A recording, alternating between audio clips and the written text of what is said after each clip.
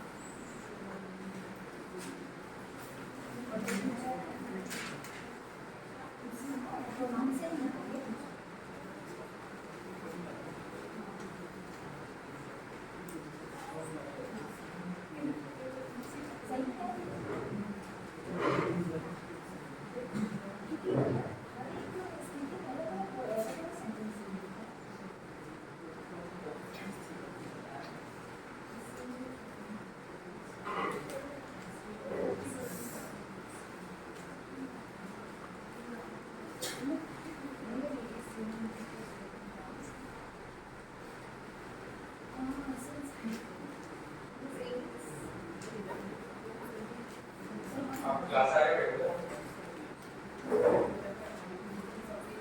कुछ एक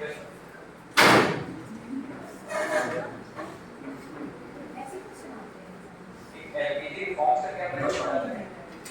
LPG reforms कब आया था और इसका फुल फॉर्म क्या है?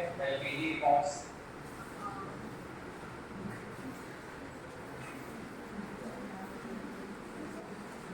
किस चीज के बारे में था? ये एलपीजी रिफॉर्म्स याद नहीं आ रहा। कल महंगाई के बारे में पढ़ रहे थे। क्या होता है महंगाई?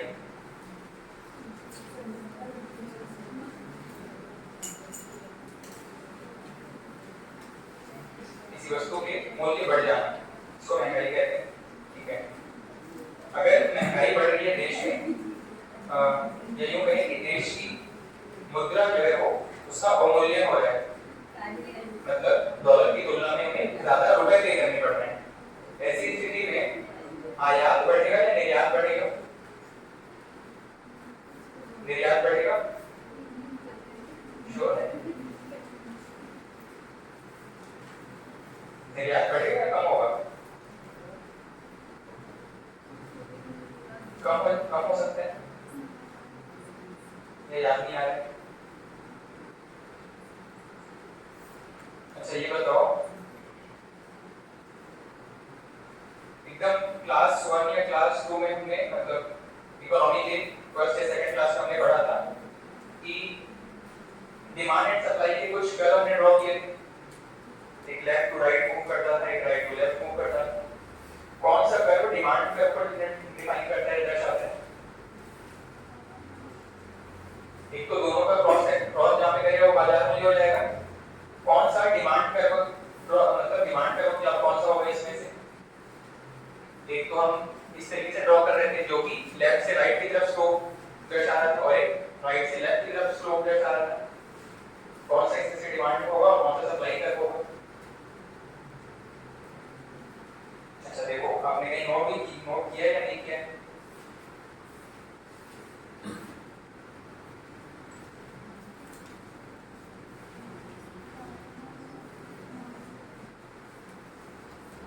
मतलब जो लेफ्ट से राइट स्लोप है वो क्या दर्शाता है? मांग, और राइट से लेफ्ट वाला आपूर्ति को दर्शाता है। दोनों का जो क्रॉस है वो बाजार मूल्य को दर्शाता है।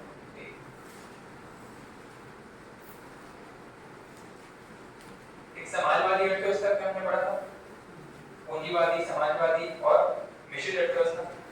पूंजीवादी क्या होता है?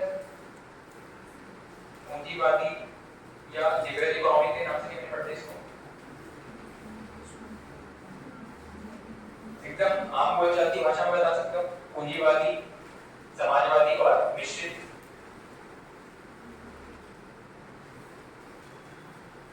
चलो 2 मिनट आप देखो कहां पे आपने नोट किया था, फिर बताना। सर मिश्रित अर्थव्यवस्था क्या होता है?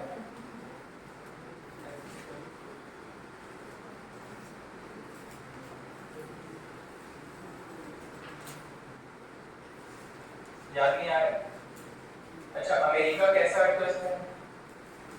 पूंजी पूंजीवादी है, समाजवादी है या मिश्रित है? पूंजीवादी है। कायदे से देखा जाए तो पूंजीवादी है, पर आज के समय में सभी लगभग समाजवादी अर्थव्यवस्था फॉलो करते हैं। भारत कैसी अर्थव्यवस्था है? भारत मिश्रित अर्थव्यवस्था वाला देश है। जीडीपी के हिसाब से भारत विश्व में कौन से नंबर पर आता है?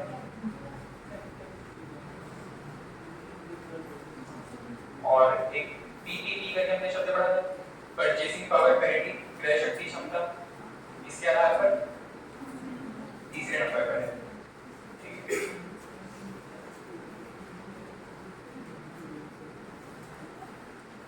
मिल गया आपको? सर एक शब्द में पढ़ा था ह्यूमन डेवलपमेंट इंडेक्स, एचडीएल। ये इस कॉन्सेप्ट के जन्मदाता कौन है? दो लोगों का नाम हमने पढ़ा था एचडीएल में। देखो कहां पे नोट किए थे आप? याद आ रहा है? एचडीएल, ह्यूमन डेवलपमेंट इंडेक्स, ऐसा कुछ शब्द पढ़े थे क्लास में? याद आ रहा है? आप बताना इसमें कि कौन कौन से फैक्टर्स हैं जिसके बेस पर ह्यूमन डेवलपमेंट इंडेक्स निकाला जाता है। देखो नोट्स में कहां पे नोट किए थे आप?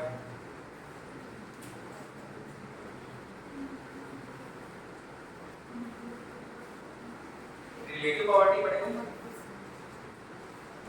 अच्छा, एक हफ्ते से नहीं आया आप? फिर रिलेटिव पॉवर्टी पढ़े थे? पॉवर्टी के प्रकार। अच्छा, गरीबी क्या होता है? आप रेगुलर आ रहे हैं क्लास? नहीं आ रहे? आप ही नहीं आ रहे? आप ही नहीं आ रहे? अच्छा ठीक, हाँ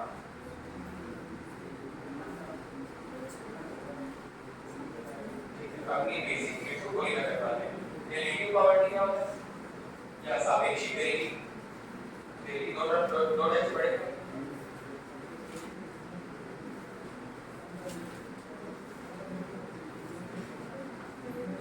जिसके पास कम संसाधन है, कम पैसे हैं, वो सापेक्षिक रूप से गरीब कहा जाएगा, ठीक है। और निरपेक्ष गरीबी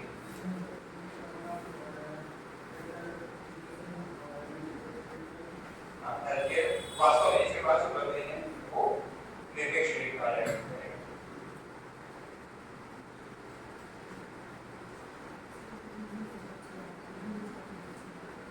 लॉरेंज में पढ़ा था, लॉरेंज का याद नहीं आ रहा? लॉरेंज याद नहीं आ रहा? देखो क्या पढ़ा था लॉरेंज के बारे में?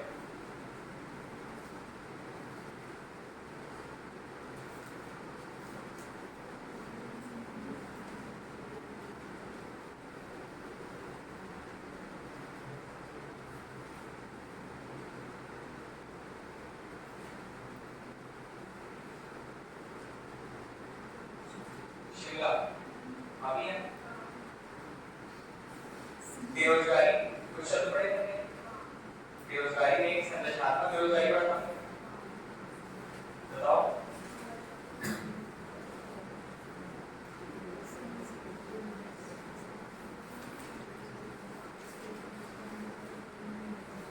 इधर जिसको लोग खुश हो गया था, खुश पाए क्या होता है बताओ?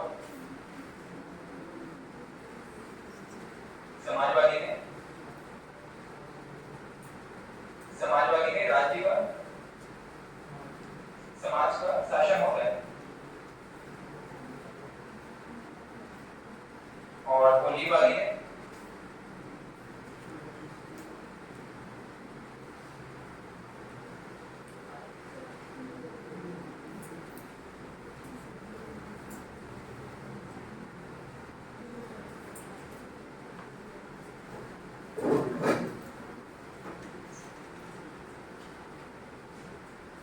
खुश पाए? एचडीए पूछे थे क्या? क्या पूछा गया था आपसे?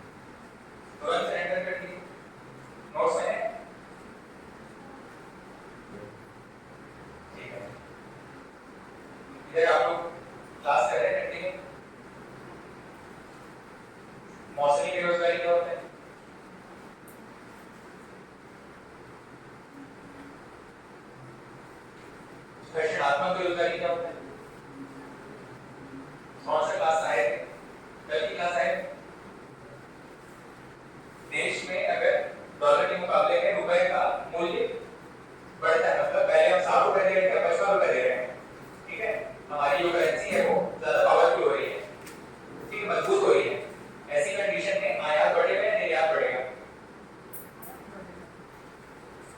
सोच के कॉन्सेप्ट लगा के बताओ। संरचनात्मक बेरोजगारी,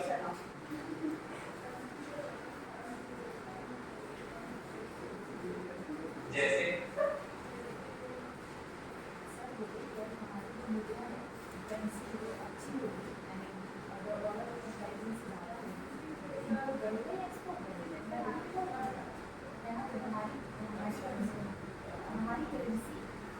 इसी में एग्जांपल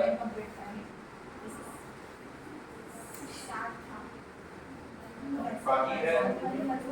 हाँ, निर्यात बढ़ेगा, रुपए मजबूत हो रहा है, निर्यात बढ़ेगा या कम होगा?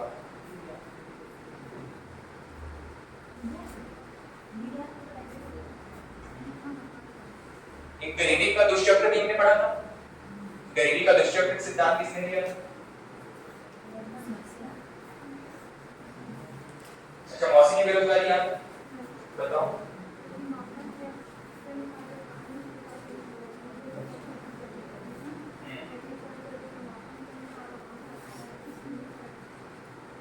साल के कुछ समय में काम रहेगा और जब बारिश नहीं हो रही है या फिर उनके अकॉर्डिंग मौसम नहीं है तो काम नहीं रहेगा, ठीक है।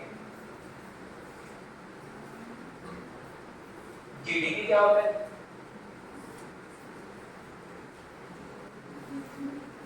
अच्छा, अभी अभी आया आप लोग कोई अभी वाले तो नहीं, आप अभी वाले, आप बस इसी क्लास में आए थे जीडीपी वाले, कौन सी क्लास में आए? कल की क्लास में आए थे? पहले कब आ रहे? आज पहला क्लास है। जीडीपी क्या होता है?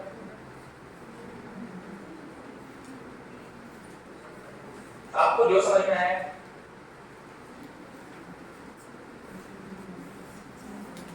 याद नहीं आ रहा है, कुछ ऐसी चीज जो याद आ रहा है, इकोनॉमी में जो कुछ पढ़े, बेरोजगारी के बारे में कुछ याद आ रहा है? मौसमी बेरोजगारी क्या होता है?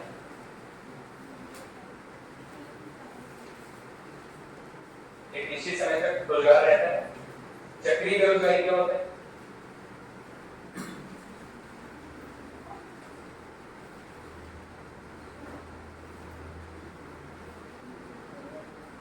अदृश्य बेरोजगारी क्या होता है?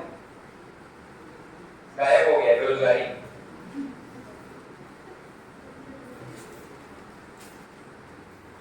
अच्छा, एक मूवी का नाम बताओ जिसमें हीरो गायब रहता था। अनिल कपूर। जीडीपी क्या होता है?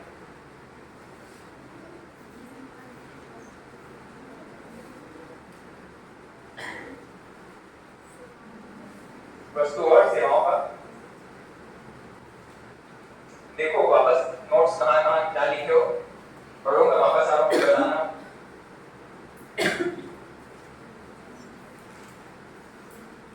जीडीपी और जीएनपी में क्या डिफरेंस है? क्लास में की जीएनपी क्या होता है?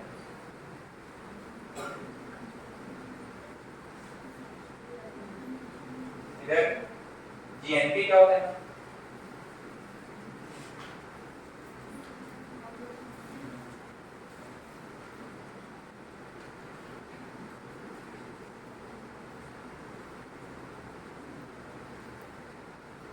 बताओ, भौगोलिक से आगे बढ़ो कुछ।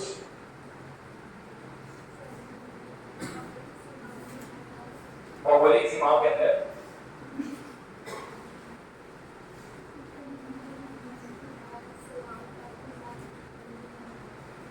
इसको जीडीपी कहते हैं, जीएनपी कहते हैं। तो जीएनपी किसको कहते हैं?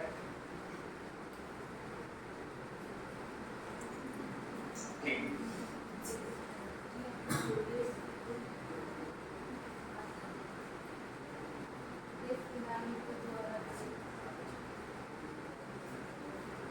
देश के नागरिक हैं या सारे नागरिक, मतलब सारे देश के सारे लोग जीएनपी है।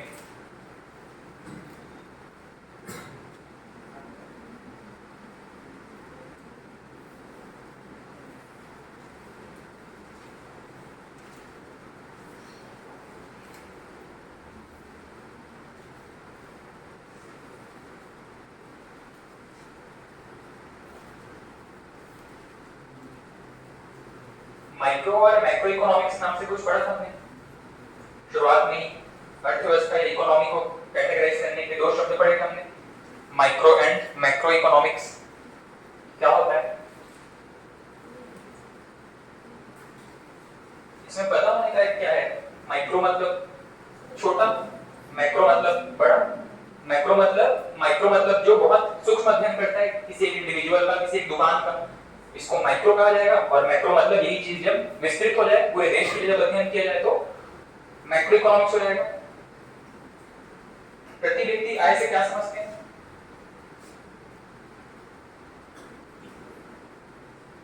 शब्द से ही समझ में आ सकता है आपको प्रति व्यक्ति आय का मतलब क्या है?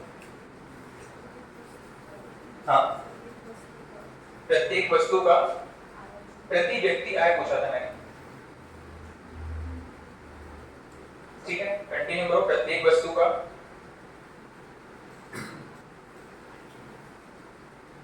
प्रति व्यक्ति आय मतलब बता दो, प्रति व्यक्ति आय का मतलब क्या होता है?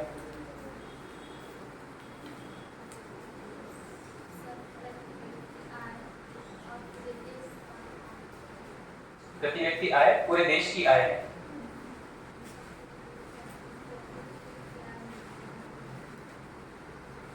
प्रति व्यक्ति आय में, हाँ, देश की आय में, देश की आय प्रति व्यक्ति आय से निकालते हैं।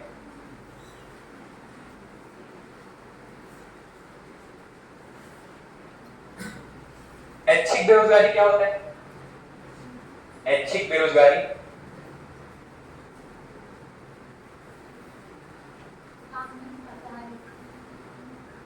काम नहीं मिल पा रहा है,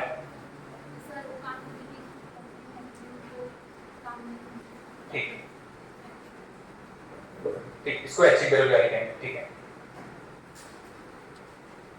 घटनात्मक बेरोजगारी,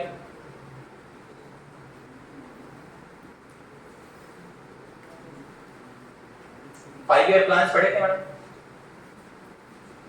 पंचवर्षीय योजनाएं। प्रथम पंचवर्षीय योजना कब से कब तक चली थी?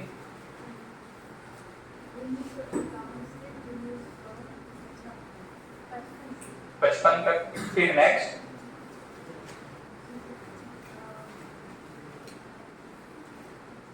सेकंड 5 ईयर प्लान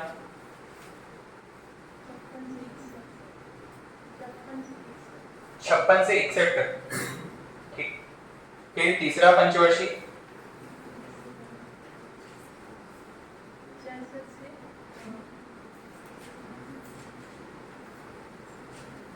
अच्छा, कंटिन्यू करते जाओ बिना दाएं बाएं देखे।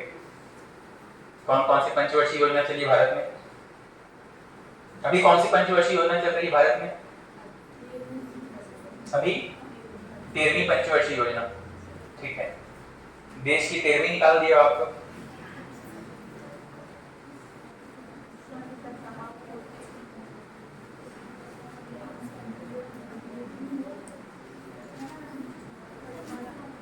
सोशलिस्ट इकोनॉमी के जनक कौन माने जाते हैं? समाजवादी अर्थव्यवस्था के जनक याद नहीं आया? अच्छा, एडम स्मिथ की एक किताब बड़ी फेमस है, शुरुआत में नोट किया था हमने, वेल्थ ऑफ नेशन। किताब का पूरा नाम क्या है? वेल्थ ऑफ नेशन का पूरा नाम?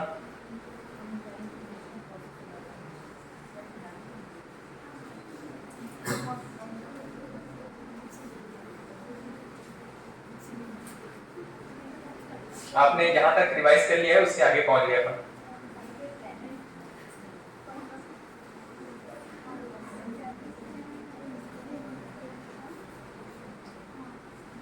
अच्छा, 5 ईयर प्लान पढ़ते समय हमने हर एक 5 ईयर प्लान के साथ कुछ मॉडल देखा था कि किस अर्थशास्त्री की विचारधारा पर, उसके सिद्धांतों पर बेस्ड थी पंचवर्षीय योजनाएं। पढ़े थे ऐसा कुछ? नोट किए? प्रथम पंचवर्षीय योजना में किस अर्थशास्त्री के विचारों को शामिल किया गया था?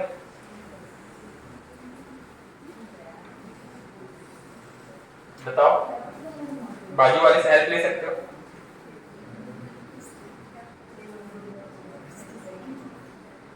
बता, नाम एक बार सुन के बता पाओगे?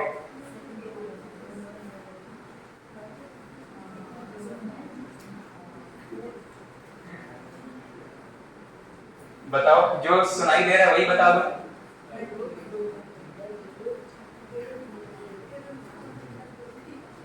अच्छा, ये ऐसा बोल रही है।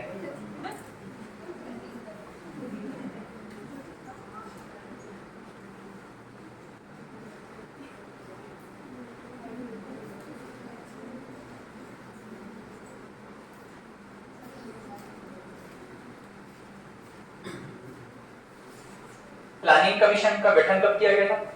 योजना आयोग। हाँ,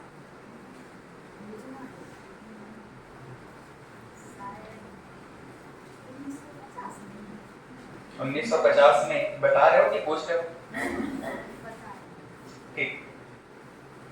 एक नियम हमने महंगाई में ही पढ़ा था, मुद्रा जब पढ़ रहे थे तो, बुरी मुद्रा अच्छी मुद्रा को चलन से बाहर कर देती है। कौन से अर्थशास्त्री का नियम था ये?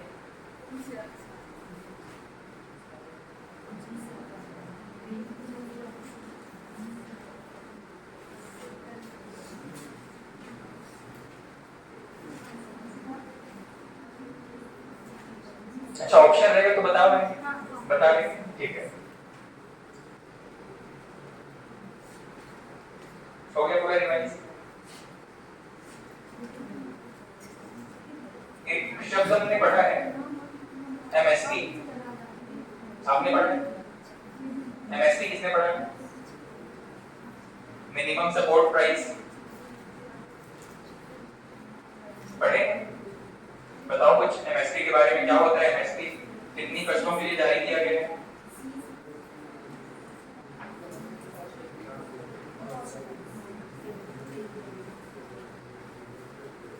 एमएसपी निर्धारित कौन करता है?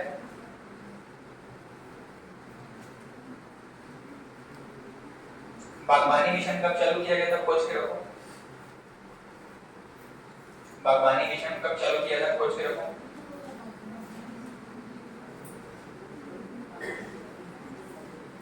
राउरकेला स्टील प्लांट कब लगाया गया था? खोज ले। जीएसटी इस कौन से देश की सहायता से लगाया गया था? रूस, जर्मनी।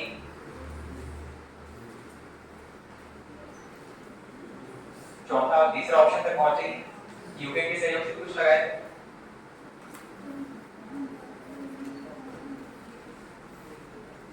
अच्छा, कितनी फसलों के लिए एमएसपी जारी करते हैं?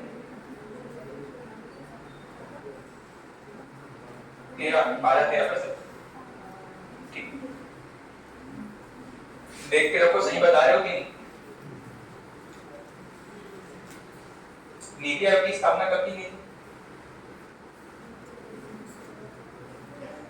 अभी कौन सी पंचवर्षीय योजना चल रही है? 12वीं पंचवर्षीय। एक 13वीं चला रहे हैं, एक 12वीं चला रहे हैं। खोज के रखो कौन सी पंचवर्षीय योजना चल रही है।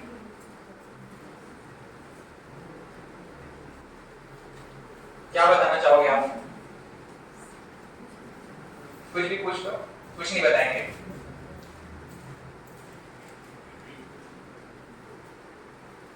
भारत में हरित क्रांति कब शुरू हुआ था? 2004 में।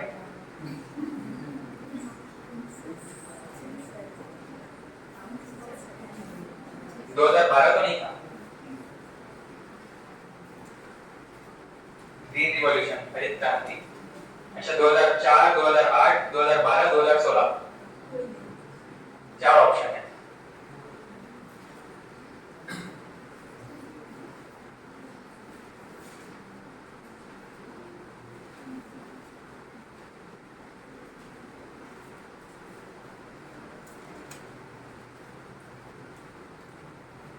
वेट कर रहे हैं, 4 ऑप्शन बता दिया आपको, एक सेलेक्ट करना है। ये चारों हो जाते हैं? अच्छा, चारों में से ही कुछ है। 5 ईयर प्लान्स पढ़े हो? अच्छा, ये बताओ कि रुपी की वैल्यू अगर एप्रिशिएट हो रही है, बढ़ रही है, इसका मतलब है रुपी स्ट्रांग हो रहा है। पहले 60 रुपए दे रहे थे, अब $1 के लिए 55 रुपए दे रहे हैं। ऐसी कंडीशन में इंपोर्ट बढ़ेगा या एक्सपोर्ट बढ़ेगा? हाँ, पहले ज्यादा दे रहे थे, अब कम दे रहे हैं, मतलब भारत का रुपया मजबूत हो रहा है। हाँ, 55 मतलब 55। पहले 60 रुपए दे रहे थे, 60 रुपए दे रहे थे पहले $1 के लिए। सोच लो, आराम से सोचो, बताओ इंपोर्ट बढ़ेगा या एक्सपोर्ट बढ़ेगा?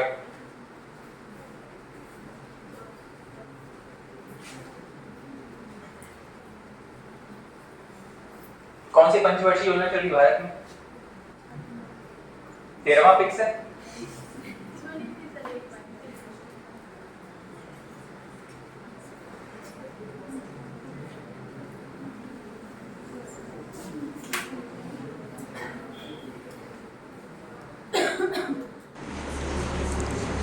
और बाकी के नोट पर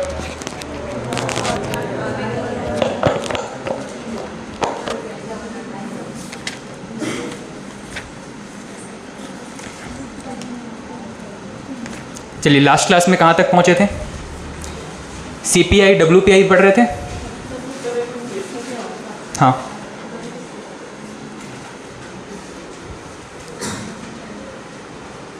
जो योजना आयोग बना था, हाँ, उसके बाद जो दूसरी सभाओं ने NDC डेवलपमेंट पॉलिसी करे, तो सर इसमें मतलब मुख्य क्या रहता है? जैसे योजना आयोग प्लान को बनाता है, हाँ, और सिर्फ अनुमोदन करने का काम था। जैसे कि राष्ट्रपति के चुनाव में पढ़ते थे, कुछ प्रस्तावक होते थे, कुछ अनुमोदक होते थे।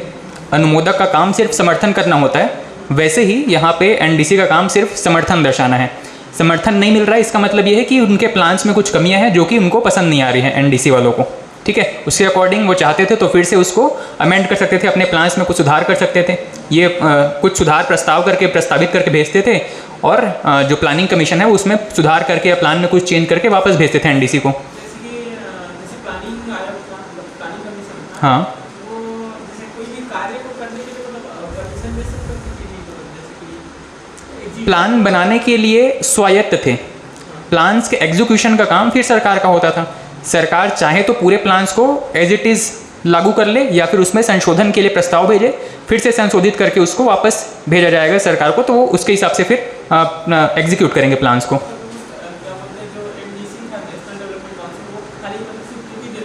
सिर्फ स्वीकृति देने का काम था, ठीक। वैसे भी आप प्लानिंग कमीशन के बारे में पढ़ेंगे तो हेवन ऑफ रिटायर्ड IAS कहते थे उसको, ठीक है। प्लानिंग कमीशन को मतलब सेवानिवृत्त जितने ब्यूरोक्रेट्स हैं उनका आरामगाह कहते थे उसको, ठीक है। तो प्लान्स वैसे भी सरकार के फेवर में ही बनता था, सरकार जो चाहती थी प्लान्स वही बनते थे। सिर्फ सिंबॉलिक तौर पे कि हम एक ऐसी संस्था का गठन करके रखे हुए हैं जो प्लान बनाने का काम करती है, सरकार का हस्तक्षेप नहीं है, ये दर्शाने के लिए सिर्फ उसको बना करके रखा गया था, ठीक है। बाकी जितने रिटायर्ड IAS होते थे, IPS होते थे, उन्हीं को वहाँ पर बैठा दिया जाता था, ठीक है। तो प्लान्स सरकार के हिसाब से ही बनते थे हमेशा।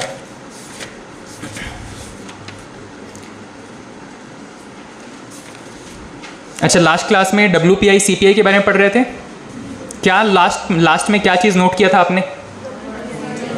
WPI में कुछ नोट कर रहे थे, मैं रिपीट कर रहा हूँ, आप बताना कहाँ तक नोट किए थे इसमें।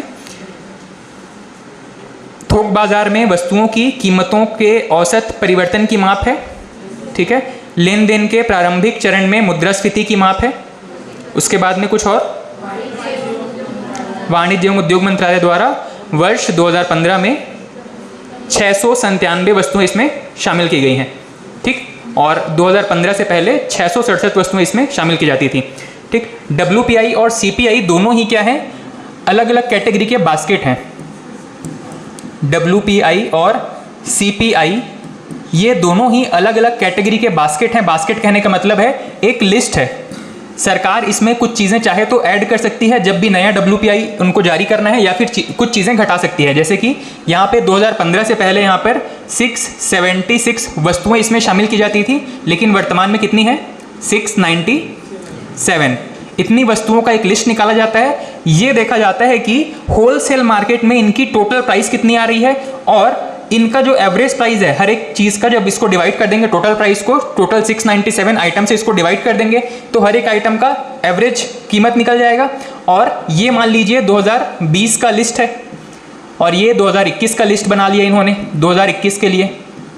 अब ये देखेंगे कि इनके जो एवरेज प्राइस है इसमें कितना डिफरेंस आ रहा है, उसी को हम कहेंगे 2020 की तुलना में 2021 में इतनी महंगाई बढ़ गई है, इतने % महंगाई बढ़ गई है WPI के रूप में, ठीक। और यही चीज यहाँ पे CPI में दर्शाया जाता है, लेकिन इसमें एक डिफरेंस ये है कि यहाँ पे नंबर ऑफ गुड्स की कोई भी लिमिट फिक्स नहीं है।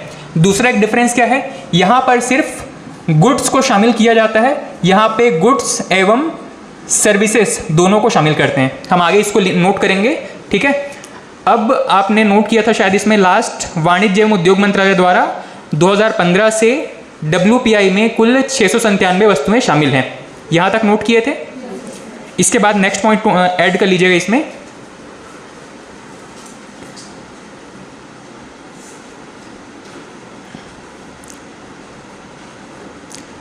WPI में केवल वस्तुओं को शामिल किया जाता है, सेवाओं को नहीं। WPI में केवल वस्तुओं को शामिल किया जाता है, सेवाओं को नहीं।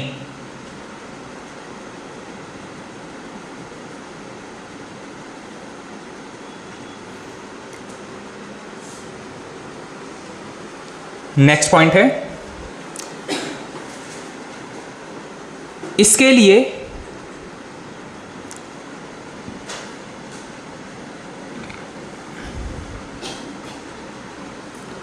वर्तमान आधार वर्ष 2011-12 निर्धारित किया गया है। वर्तमान आधार वर्ष 2011-12 निर्धारित किया गया है।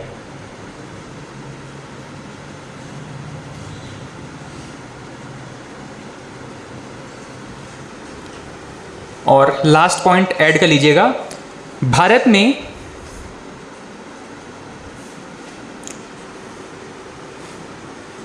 (2011) से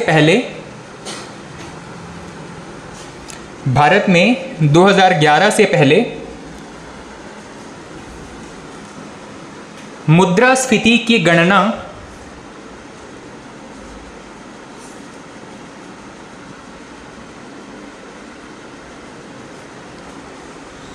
CPI के आधार पर होती थी।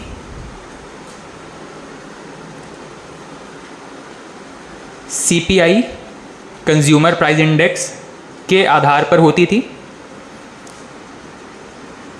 किंतु 2011 के बाद WPI के आधार पर किया जाता है। किंतु 2011 के बाद WPI के आधार पर किया जाता है।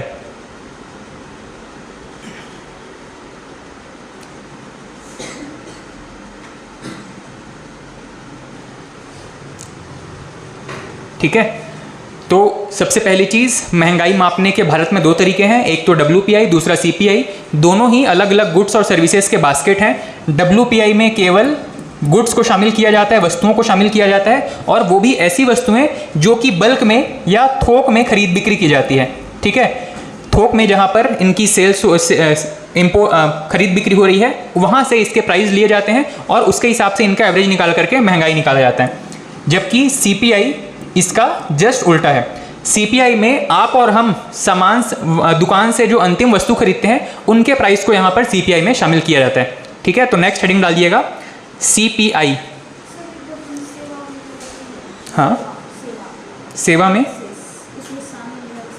हाँ, यहाँ पर WPI में होलसेल में सिर्फ गुड्स शामिल है, कंज्यूमर प्राइस में आपके गुड्स और सर्विस दोनों शामिल हैं।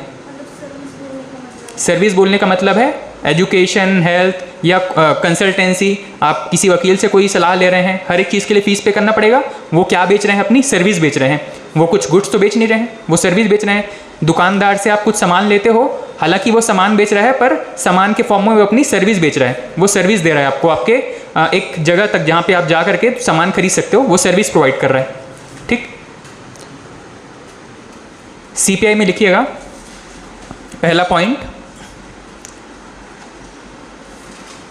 खुदरा बाजार में रिटेल मार्केट। खुदरा बाजार में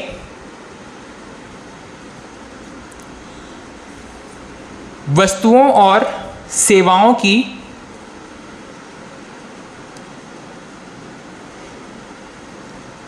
कीमतों में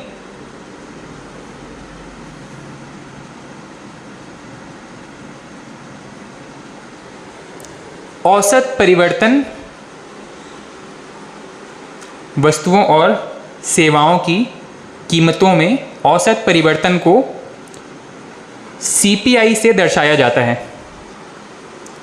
सीपीआई से दर्शाया जाता है, कंज्यूमर प्राइस इंडेक्स, उपभोक्ता मूल्य सूचकांक से दर्शाया जाता है। नेक्स्ट पॉइंट, इसकी गणना लेन देन के अंतिम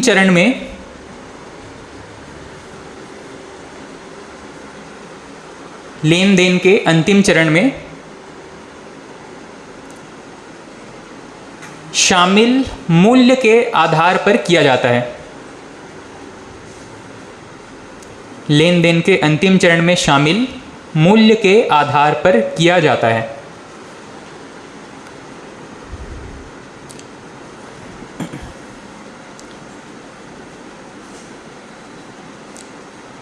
नेक्स्ट,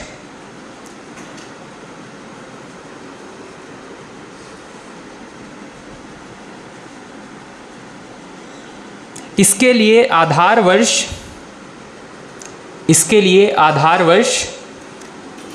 2012 निर्धारित किया गया है।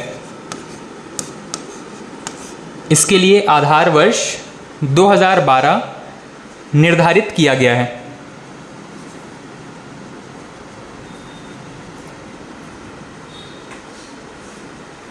ठीक है, WPI के लिए क्या है, 2011-12 पूरा एक वित्तीय वर्ष को घोषित किया गया है।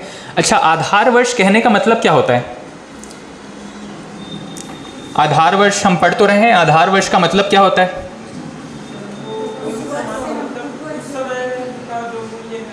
हाँ, उसको बेस मानकर कंपेयर करेंगे, यही चीज़ है। आधार, जब मान लीजिए हम महंगाई की गणना कर रहे हैं, तो मान लीजिए आज एक पेन की कीमत है 10 रुपये। अब हम कभी भी ये नहीं कह पाएंगे कि ये पेन महंगा हो गया है, सस्ता हो गया है। कब? जब तक कि हमको तुलना करने के लिए कोई दूसरा प्राइस ना मिले। जैसे कि पहले 1 साल पहले, 2 साल पहले इसका प्राइस 8 रुपये था, तब हम ये कहेंगे कि अब पहले की तुलना में ये पेन महंगा हो गया है। ठीक है, या पहले मान लीजिए 12 रुपये था, तो हम कहेंगे कि पहले की तुलना में सस्ता हो गया है। तो ये जो तुलना करने के लिए जो वर्ष चाहिए हमको, क्योंकि इंडिविजुअल किसी एक वर्ष में हमको जो डेटा मिला है उसको तो हम ये नहीं कह सकते कि वो महंगा या सस्ता है, जब तक कि कोई तुलना करने के लिए उससे कोई डाटा ना मिले। तो ये जो डाटा लिया जाता है जिस वर्ष से, उसी वर्ष को कहा जाता है आधार वर्ष या बेस ईयर। ठीक है, यहाँ पे WPI के लिए जो आधार वर्ष लिया गया है 2011-12, इस वर्ष में जो सामानों की, चीज़ों की जो महंगाई थी उसकी तुलना में अब 2022 या 23 में क्या महंगाई है, इसको हम WPI में कैलकुलेट करेंगे।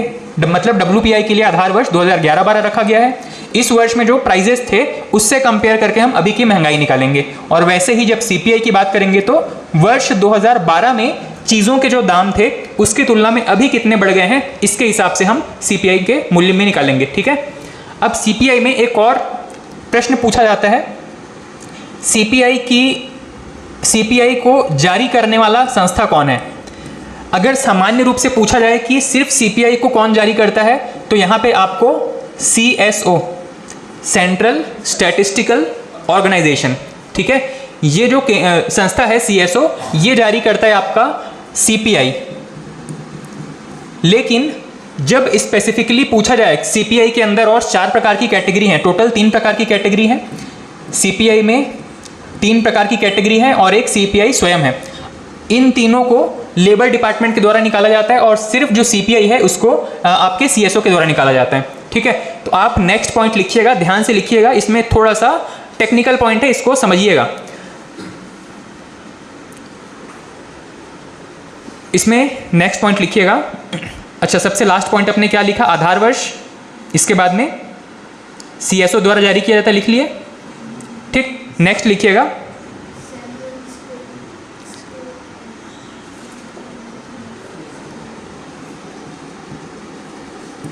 ये शब्द आप पहले भी कहीं पे लिख चुके हैं?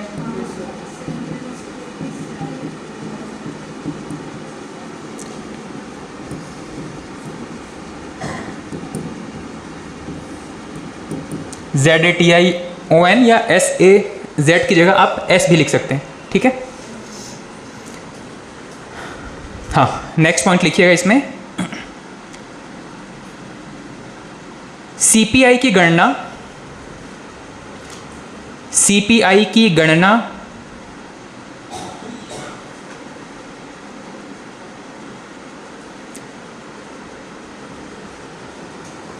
निम्नलिखित 4 प्रकार से की जाती है।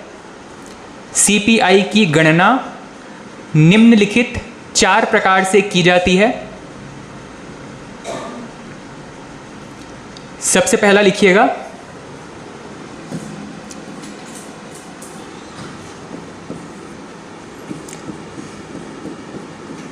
CPI डैश करके IW, CPI IW, और ब्रैकेट में IW का फुल फॉर्म नोट कर लीजिएगा। CPI तो आपको पता है, IW क्या है? Industrial workers. IW ब्रैकेट में लिख लीजिएगा, IW का full form industrial workers.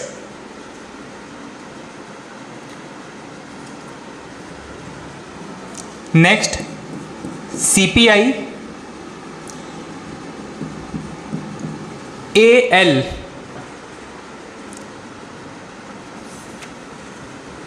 AL का फुल फॉर्म लिख लीजिएगा, agriculture labours, agriculture labours.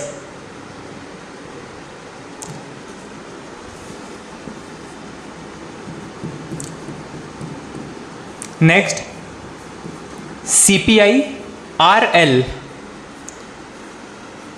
RL का फुल फॉर्म लिख लीजिएगा, रूरल लेबर्स, खेती के अलावा जो अन्य काम में लगे हुए हैं उनको कहा जा रहा है यहाँ पे रूरल लेबर्स। और सबसे लास्ट में है सिर्फ CPI, जो सामान्य रूप से हम CPI पढ़ रहे हैं, वो चौथी कैटेगरी है यहाँ पे, ठीक। Industrial workers, agriculture labours, rural labours और लास्ट में एक सिंपल सा CPI। इसमें से जो ऊपर के 3 हैं इनके बारे में लिख लीजिएगा।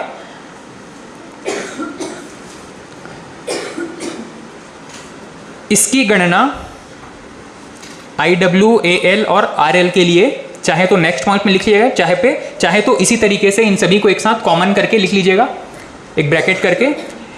इनकी गणना श्रम ब्यूरो द्वारा किया जाता है,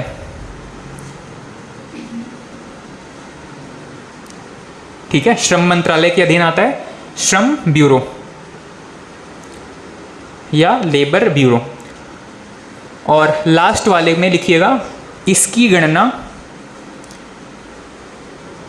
CSO, इसकी गणना CSO के द्वारा किया जाता है, सेंट्रल स्टैटिस्टिकल ऑर्गेनाइजेशन, ठीक। ऊपर के 3 जो हैं श्रम ब्यूरो के द्वारा और लास्ट वाला CSO के द्वारा।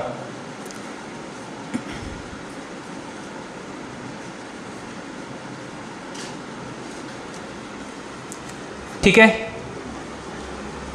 WPI CPI में कोई समस्या नहीं रह गई होगी।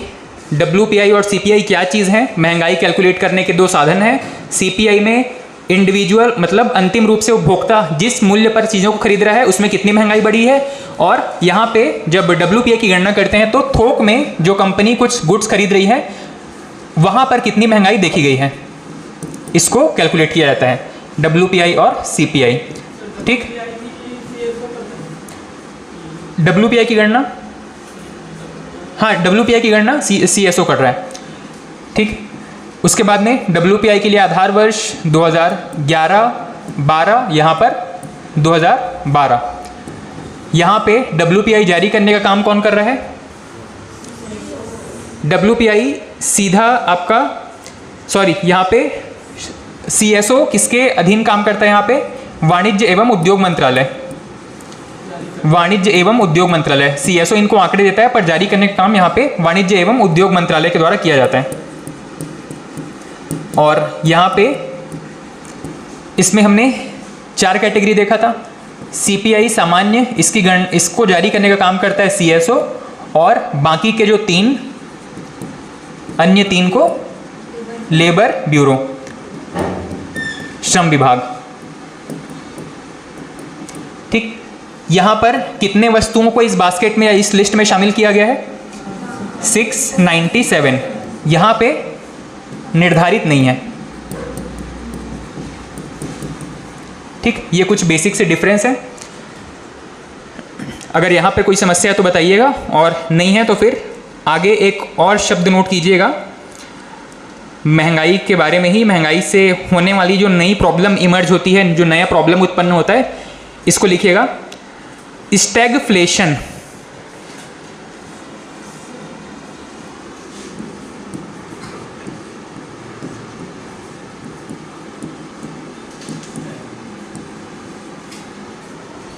स्टैगफ्लेशन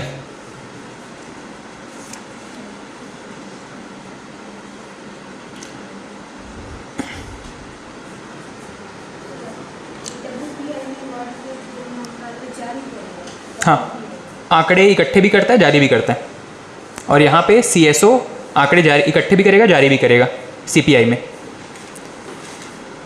और CPI के जो 3 हैं, WL, रूरल और एग्रीकल्चर लेबर, इनके लिए आंकड़े कौन जारी करेगा? श्रम विभाग, हाँ, श्रम ब्यूरो।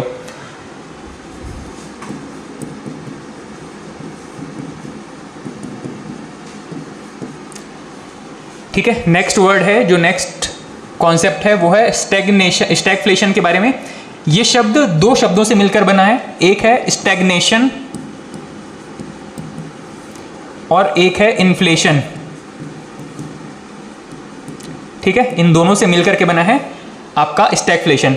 स्टैग्नेशन का मतलब है यहां पर मंदी से, मंदी की स्थिति कब होती है, और ये है आपका, हाँ बताओ। डिमांड ही किसी मार्केट में डिमांड होती है तो मंदी हो जाती है, या फिर लोगों के पास पैसा नहीं रहता है कुछ सामान खरीदने के लिए, तो अल्टीमेटली डिमांड ही कम होती है। हाँ, अगर मार्केट में डिमांड कम हो रही है तो हम कहते हैं कि लंबे समय तक 2 साल 4 साल की अवधि के दौरान अगर मार्केट में डिमांड प्रोड्यूस नहीं हो रही है, उसको हम कहते हैं कि उस देश में मंदी की स्थिति है। और इन्फ्लेशन तो आपको पता ही है, चीज़ों के दाम अगर बढ़ने लग गए हैं, ऐसी स्थिति को हम क्या कहते हैं? महंगाई करते हैं, इन्फ्लेशन कहते हैं। अगर ये दोनों स्थिति एक साथ कहीं पे दिखाई दे, मतलब चीज़ों के दाम भी बढ़ रहे हैं और यहाँ पर महंगाई भी, आपके महंगाई तो बढ़ ही रही है और लोग चीज़ों की डिमांड नहीं कर रहे हैं, ऐसी कंडीशन को अगर ये दोनों प्रॉब्लम एक साथ इमर्ज हो जाए, इसको हम कहते हैं स्टैगफ्लेशन। ठीक है, इसको सिस्टमैटिक तरीके से लिख लीजिएगा। सबसे पहले लिखिएगा, यदि बाजार में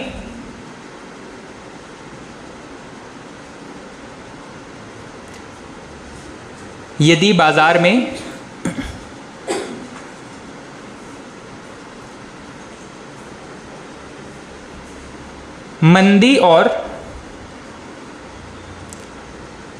मुद्रास्फीति एक साथ उत्पन्न हो जाए, यदि बाजार में मंदी और मुद्रास्फीति एक साथ उत्पन्न हो जाए, ऐसी स्थिति को स्टैगफ्लेशन कहते हैं।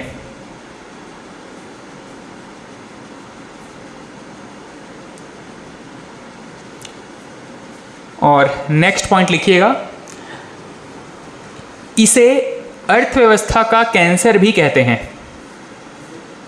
इसे अर्थव्यवस्था का कैंसर भी कहते हैं। इसे अर्थव्यवस्था का कैंसर भी कहते हैं।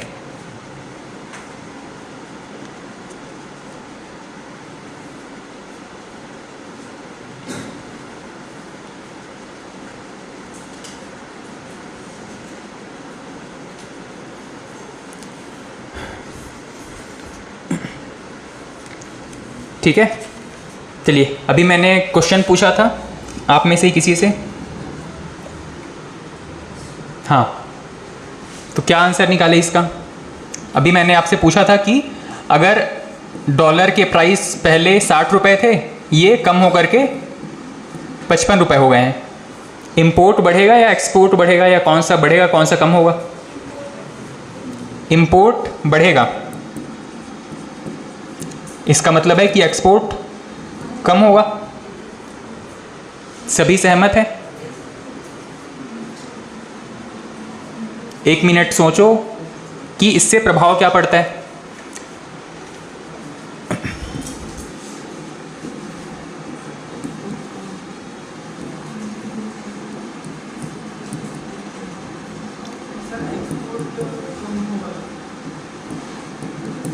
यहाँ पे एक्सपोर्ट कम होगा लगता है, तो एक्सपोर्ट कम है। कल हमने एक स्टेटमेंट पढ़ा था, यदि मुद्रा का अवमूल्यन किया जाता है तो उसका एक फ़ायदा क्या है, हमारा एक्सपोर्ट बढ़ता है, निर्यात में वृद्धि होती है, ठीक। और हम कल एक एग्जाम्पल देख रहे थे, वहीं पे हम शायद थोड़ा सा फंस गए थे।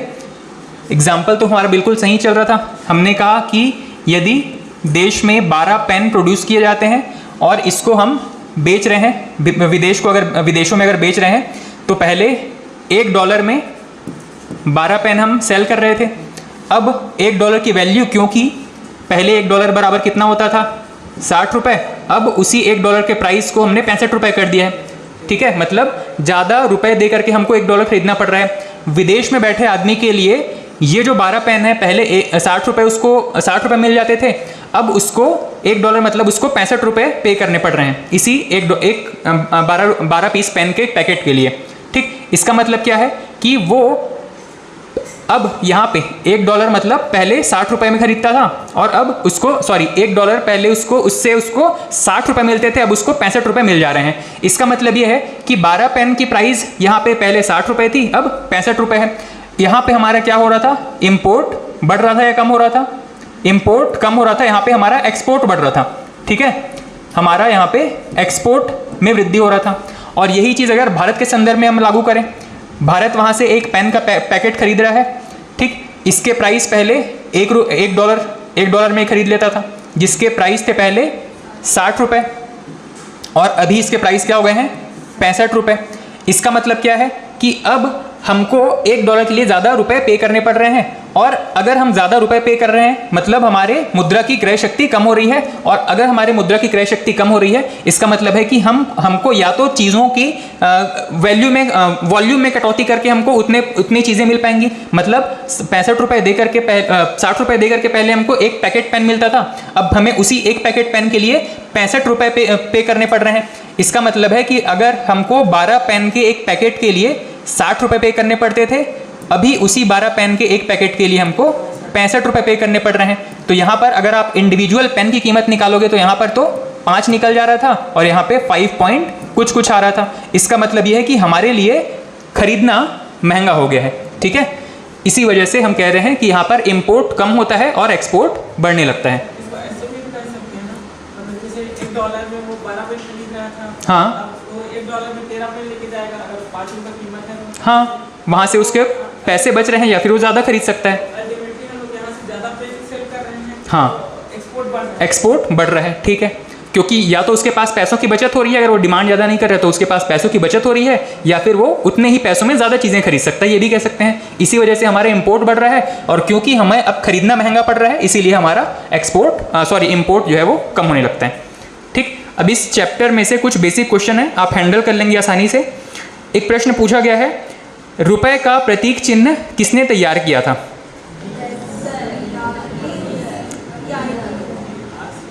ए उदय, बी उदय, सी उदय या डी उदय?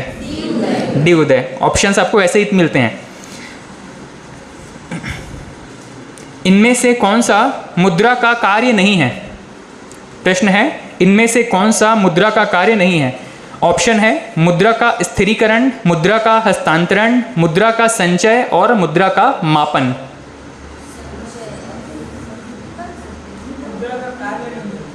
हाँ, इसमें से कौन सा मुद्रा का कार्य नहीं है? पहला ऑप्शन है मुद्रा का स्थिरीकरण,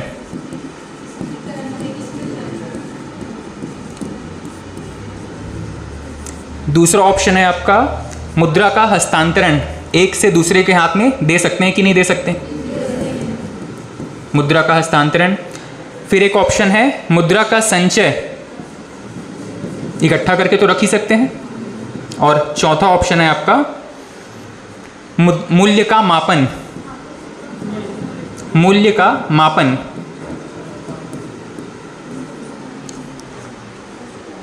मुद्रा का इनमें से कौन सा कार्य नहीं है? आपके हिसाब से ये होना चाहिए, मतलब ये दोनों में तो कोई डिबेट नहीं है। ठीक है, हस्तांतरण कर सकते हैं, कैश को हम एक हाथ से दूसरे हाथ दे सकते हैं, संचय भी कर सकते हैं। ठीक है, मूल्य का मापन और स्थिरीकरण, इन दोनों में से अच्छा पहले के फेवर में कितने लोग हैं और सेकंड वाला नहीं? प्राइस को स्टेबल करने का काम कर रहा है, स्टेबलाइजेशन, इसका मतलब है स्थिरीकरण का मतलब है स्टेबलाइजेशन। करेंसी एक्सचेंज को या फिर चीज़ों के प्राइस को स्थिर करने का काम करता है क्या ये? इसका मतलब ये है कि महंगाई कभी आएगी ही नहीं। ठीक है, ये स्थिरीकरण जो है वो इसका काम नहीं है। चीज़ों के प्राइस उसकी डिमांड और सप्लाई के बेस पर बढ़ते रहते हैं। मूल्य का मापन, इसी के करेंसी आने का मेन रीज़न ही क्या था कि हम चीज़ों के प्राइस फिक्स कर सकें। ठीक है, इसीलिए तो मूल्य का मापन लाया गया था, अदरवाइज बार्टर सिस्टम तो चल ही रहा था, विनिमय प्रणाली तो चल रही थी। प्रॉब्लम क्या था कि हम चीज़ों के वैल्यू फिक्स नहीं कर पाते थे। एक बकरी के बदले एक बोरा अनाज देगा कि कोई 2 बोरा अनाज देगा कि कोई आलू देगा, कितना देगा? ठीक है, ये चीज़ हमको तभी फिक्स कर पा रहे हैं जब करेंसी की वैल्यू फिक्स है। ठीक,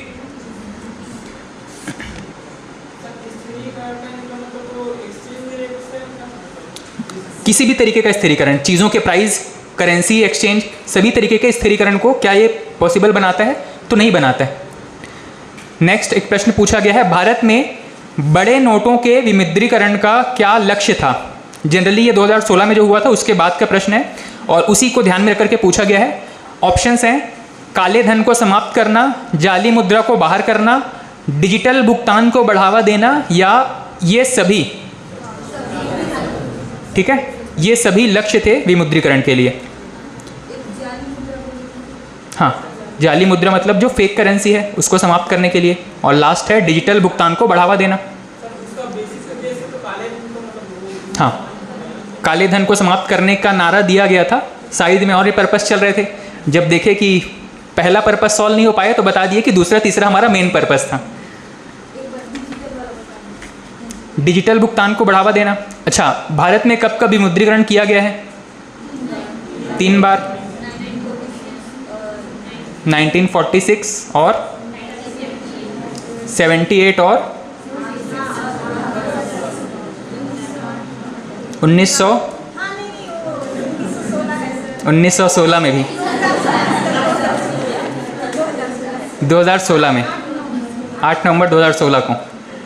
ठीक, ये 3 मौके हैं जब भारत में विमुद्रीकरण किया गया है। तो पहले और दूसरे मौके में तो डिजिटल वाला कॉन्सेप्ट था ही नहीं, उस समय तो यूपीआई कुछ था ही नहीं, क्रेडिट कार्ड डेबिट कार्ड जैसा कॉन्सेप्ट नहीं था। हाँ, उसके लिए प्रिपेयर नहीं थे, वो एक अलग मैटर है। ठीक है, चलिए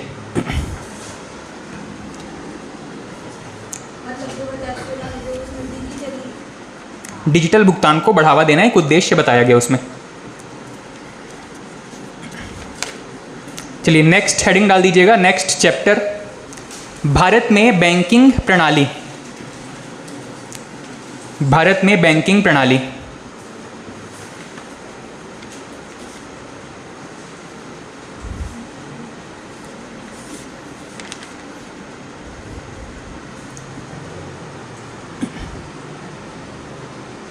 भारत में बैंकिंग प्रणाली।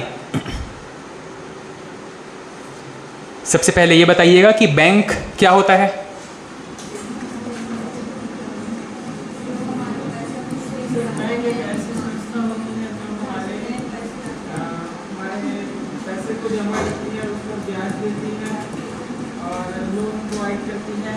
हाँ,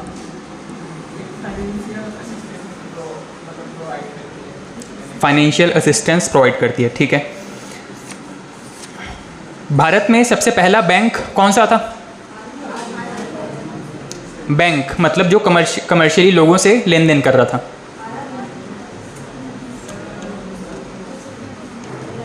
SBI, Punjab national bank, bank of Baroda, bank of India, SBI हो सकता है, PNB भी हो सकता है।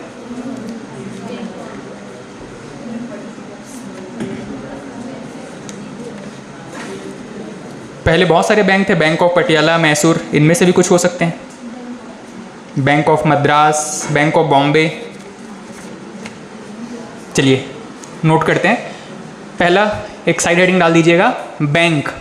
बैंक किसको कहते हैं?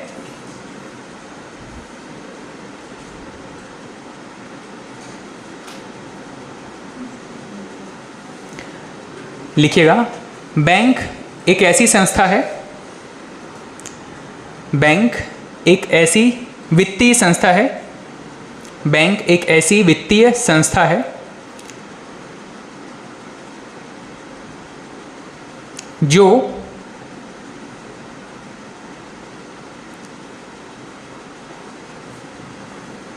लोगों से जमा स्वीकार करता है,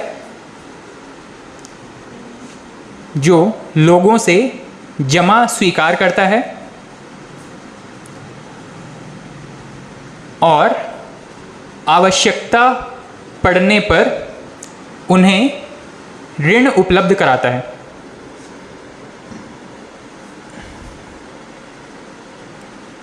जो आवश्यकता पड़ने पर उन्हें ऋण उपलब्ध कराता है।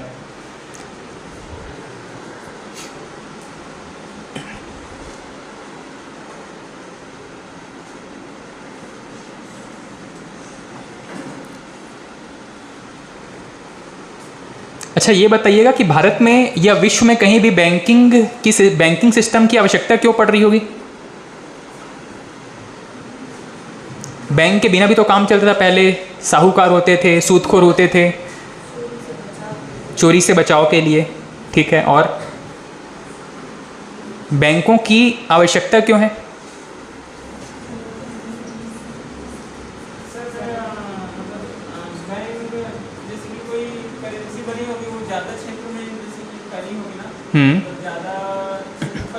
तो उसको कंट्रोल करने के लिए पहले एक छोटे से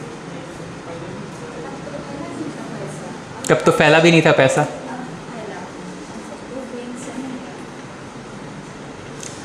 भारत में या विश्व में कहीं भी अगर बैंकिंग की शुरुआत देखें तो ये कहा गया कि एक विश्व मतलब दो लोगों के बीच में एक ऐसा मीडिएटर होना चाहिए जिस पर दोनों पार्टी भरोसा कर सकें।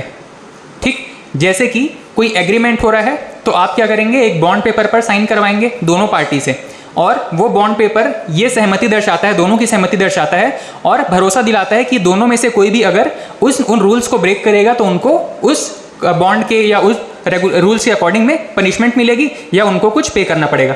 ठीक, यही भरोसा जो आम लोगों के बीच में आपस में ट्रेड करते समय नहीं था, ये भरोसा पैदा करने के लिए ही बैंकिंग सिस्टम का प्रयोग शुरू हुआ था। ठीक है, और इसकी शुरुआत जो है वो यूरोपीय देशों में सबसे पहले मानी जाती है। लेकिन अगर भारत के हिसाब से अगर बात करें, भारत में 1770 के आसपास में यहाँ पे ईस्ट इंडिया कंपनी जो थी, ईस्ट इंडिया कंपनी ये खूब ट्रेड कर रही थी और खूब पैसा कमा रही थी।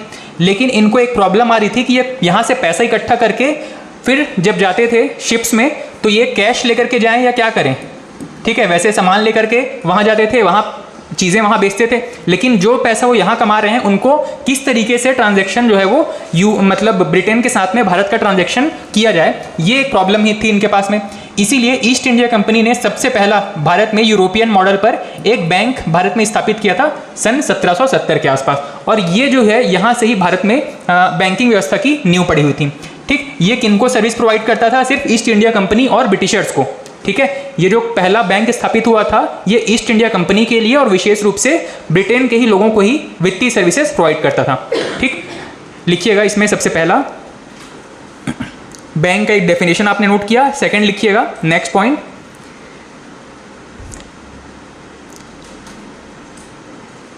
भारत में बैंकिंग प्रणाली का विकास। इसको एक हेडिंग के तौर पे रखिए और इसके नीचे बाकी के पॉइंट्स नोट करिएगा। भारत में बैंकिंग प्रणाली का विकास। इसमें सबसे पहला पॉइंट,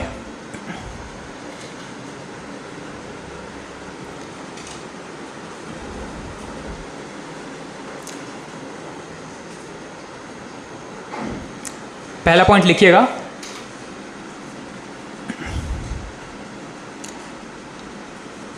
सन 1770 में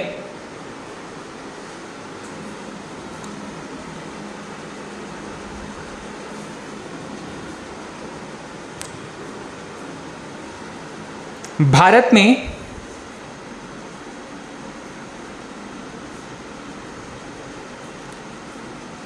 प्रथम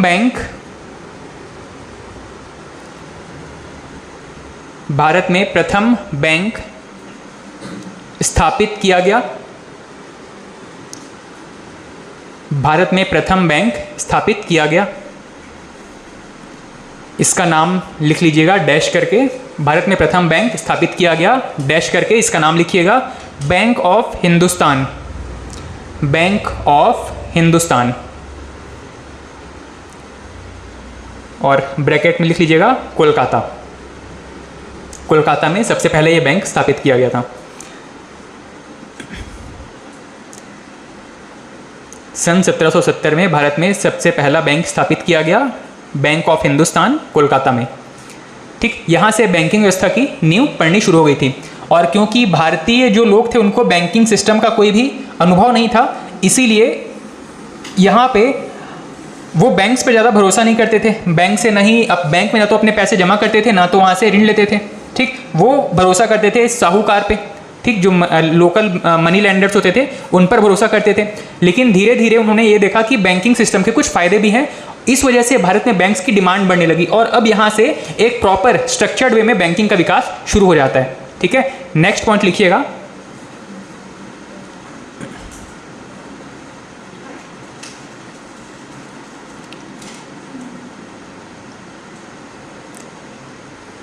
इसमें लिखिएगा भारत में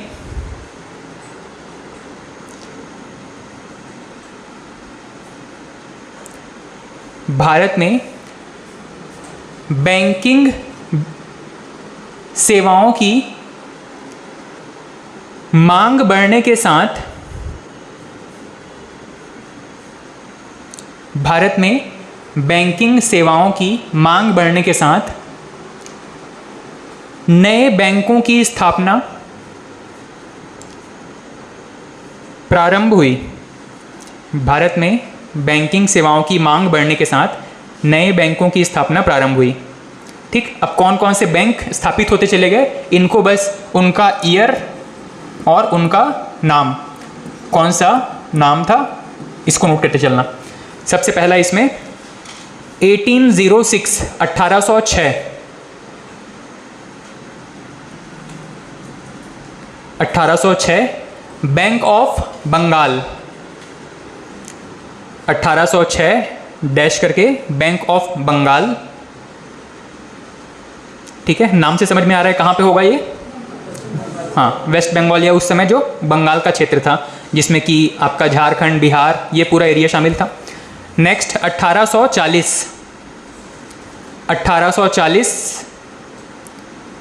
bank of Bombay. 1840 bank of Bombay.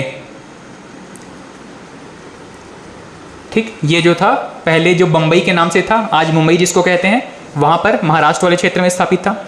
Next 1843 bank of Madras. Bank of Madras.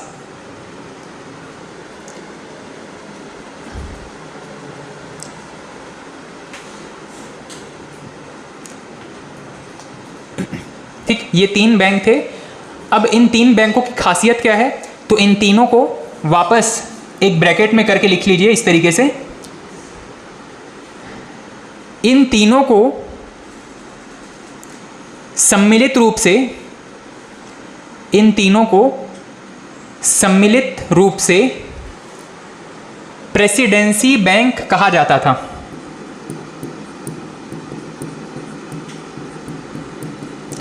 इन तीनों को सम्मिलित रूप से प्रेसिडेंसी बैंक कहा जाता था। इसका रीज़न ये था कि मुंबई, मद्रास और कलकत्ता, इन तीनों को ही ब्रिटिशर जो है वो इंडिविजुअल प्रेसिडेंसी के तौर पे, या यूं कह सकते हैं कि उस समय अपने हेडक्वार्टर के तौर पे, उसके आसपास के एरिया को कंट्रोल रखने के लिए इन तीनों जगहों को हेडक्वार्टर के तौर पे या प्रेसिडेंसी के तौर पे इसका निर्माण किया गया था। ठीक, और इन तीनों जगहों पे जो बैंक थे इनको प्रेसिडेंसी बैंक कहा जाता था। ठीक है, नेक्स्ट लिखिएगा, नेक्स्ट 1881।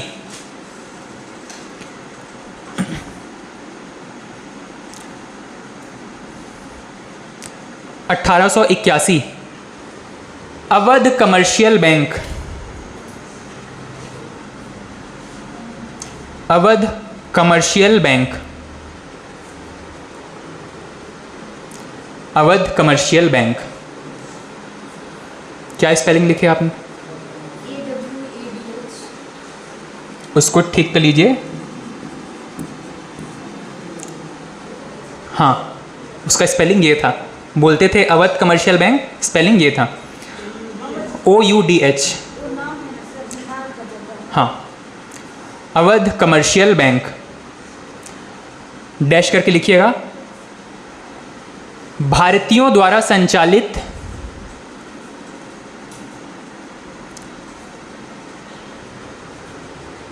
प्रथम बैंक। भारतीयों द्वारा संचालित प्रथम बैंक। ठीक है, अवध कमर्शियल बैंक, भारतीयों द्वारा संचालित प्रथम बैंक। अब यहाँ पर सिर्फ संचालन का बात हो रहा है। ठीक है, ये भारतीयों द्वारा स्थापित नहीं किया गया था, इसमें विदेशी पूंजी लगा हुआ था, सिर्फ भारतीयों को इसका मैनेजमेंट मिला हुआ था, वो यहाँ पे काम कर रहे थे। भारतीयों द्वारा संचालित प्रथम बैंक कौन सा हो जाएगा? Awadh commercial bank. Next 1894, 1894, 1894, 1894, Punjab national bank. Punjab national bank,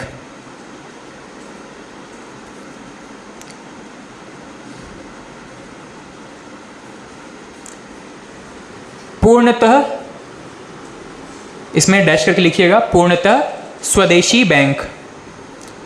पूर्णतः स्वदेशी बैंक। ठीक, भारतीयों ने ही इसको स्थापित किया गया था और वही भारतीयों ने इसको स्थापित किया था और वही इसको चला रहे थे। इसमें से एक प्रश्न पूछा जाता है पीएनबी के बारे में कि इसकी स्थापना किसने की थी, तो आपने कहीं इसको पढ़ा हो कोई फैक्ट के रूप में? इतिहास में एक लीडर हुए हैं लाठीचार्ज के दौरान, हाँ, लाठीचार्ज के दौरान जिसकी मृत्यु हुई थी, लाला लाजपत राय। लिख लीजिएगा ब्रैकेट में वहीं पे, लाला लाजपत राय द्वारा स्थापित। एक्चुअल में ये एक नहीं थे, इसके साथ पूरी ग्रुप थी, पर मुख्य रूप से जो जिनका पैसा लगा हुआ था, लाला लाजपत राय। ठीक, 1894 पंजाब नेशनल बैंक, पहला स्वदेशी बैंक, और किसने स्थापित किया था? लाला लाजपत राय ने। नेक्स्ट 1921,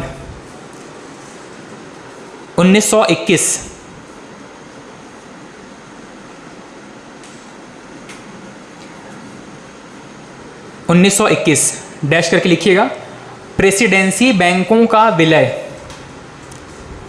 अब प्रेसिडेंसी बैंक कौन कौन से थे? हाँ, बंगाल, बंबई और मद्रास, ये तीनों को सम्मिलित रूप से प्रेसिडेंसी बैंक कहा जाता था। ठीक, 1921 में लिखिएगा प्रेसिडेंसी बैंकों का विलय, और जो विलय करने के बाद नया बैंक बना उसका नाम क्या था? उसको कहा गया था इंपीरियल बैंक।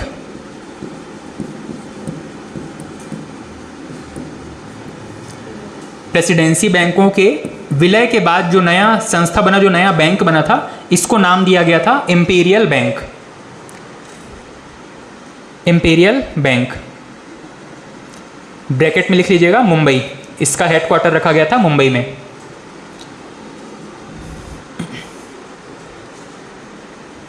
ठीक, नेक्स्ट लिखिएगा 1935, 1935, हाँ, हेडक्वार्टर मुंबई में रखा गया था। जो जो प्रेसिडेंसी बैंक थे वो कहाँ पे थे? मुंबई, कलकत्ता और मद्रास में, लेकिन जो इंपीरियल बैंक बनाया 1921 में, उसका हेडक्वार्टर मुंबई में रखा गया। ठीक, नेक्स्ट लिखिएगा 1935, 1935, और चाहें तो ये इंपॉर्टेंट ईयर है, इसमें डेट भी लिख लीजिएगा 1 अप्रैल, ब्रैकेट में वहीं पे 1 अप्रैल भी लिख लीजिएगा, 1 अप्रैल 1935। क्यों इंपॉर्टेंट है? आरबीआई के लिए डैश करके लिख लीजिएगा। आरबीआई का गठन, आरबीआई का गठन, और सबसे पहले जो इसका गठन किया गया था हेडक्वार्टर इसका रखा गया था कलकत्ता में। ठीक है, आरबीआई का गठन कोलकाता।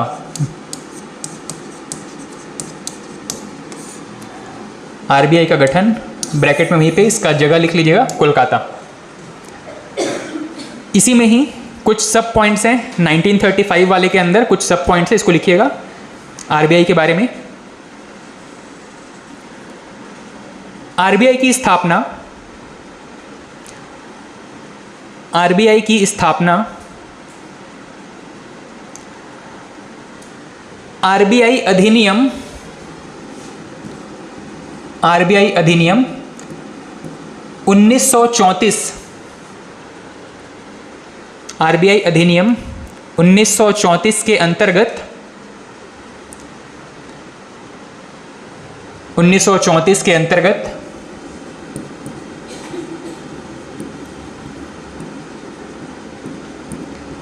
हिल्टन यंग समिति की सिफारिश पर की गई थी। हिल्टन यंग समिति की सिफारिश पर की गई थी। और नेक्स्ट पॉइंट लिख लीजिएगा इसमें,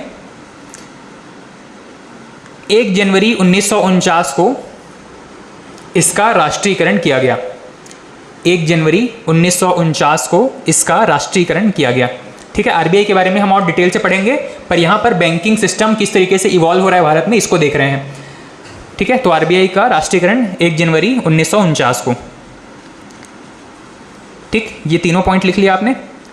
अधिनियम, कौन सी समिति, और इसका राष्ट्रीयकरण कब किया गया था। 1 जनवरी 1949 को इसका राष्ट्रीयकरण किया गया। हाँ,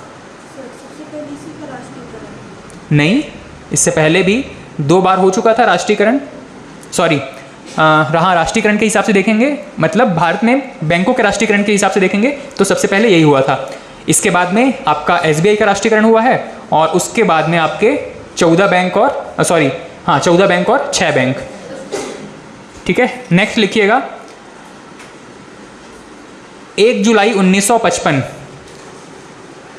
ठीक है, आरबीआई के बारे में इतना हो गया है। उसके बाद में लिखिएगा 1 जुलाई 1955, 1 जुलाई 1955 डैश करके लिखिएगा। इंपीरियल बैंक का राष्ट्रीयकरण कर, इंपीरियल बैंक, इंपीरियल बैंक कौन सा था? हाँ, जो प्रेसिडेंसी बैंक को मिलाकर विलय करके बनाया गया था, वही था इंपीरियल बैंक। ठीक, इंपीरियल बैंक का राष्ट्रीयकरण कर एसबीआई नाम दिया गया। इंपीरियल बैंक का राष्ट्रीयकरण कर एसबीआई नाम दिया गया।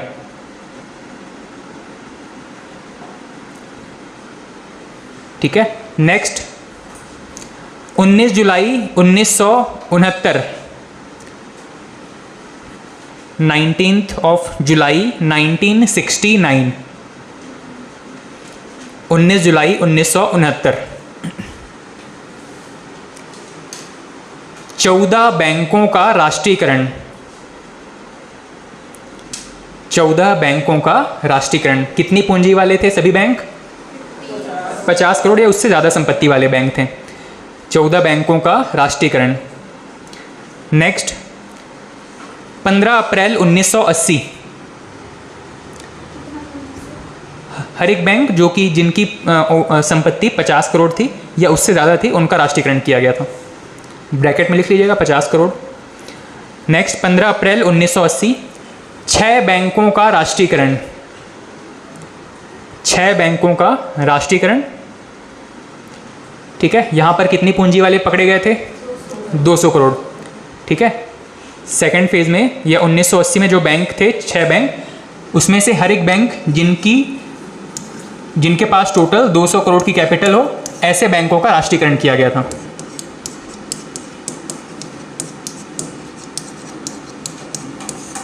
यहाँ पे 6 बैंक शामिल थे।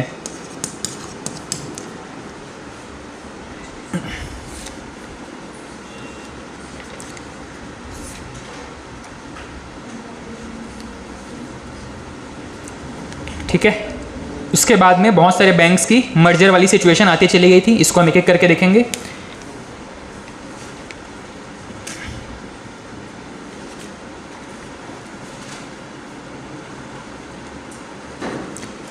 चलिए सबसे पहला हेडिंग डाल दीजिएगा,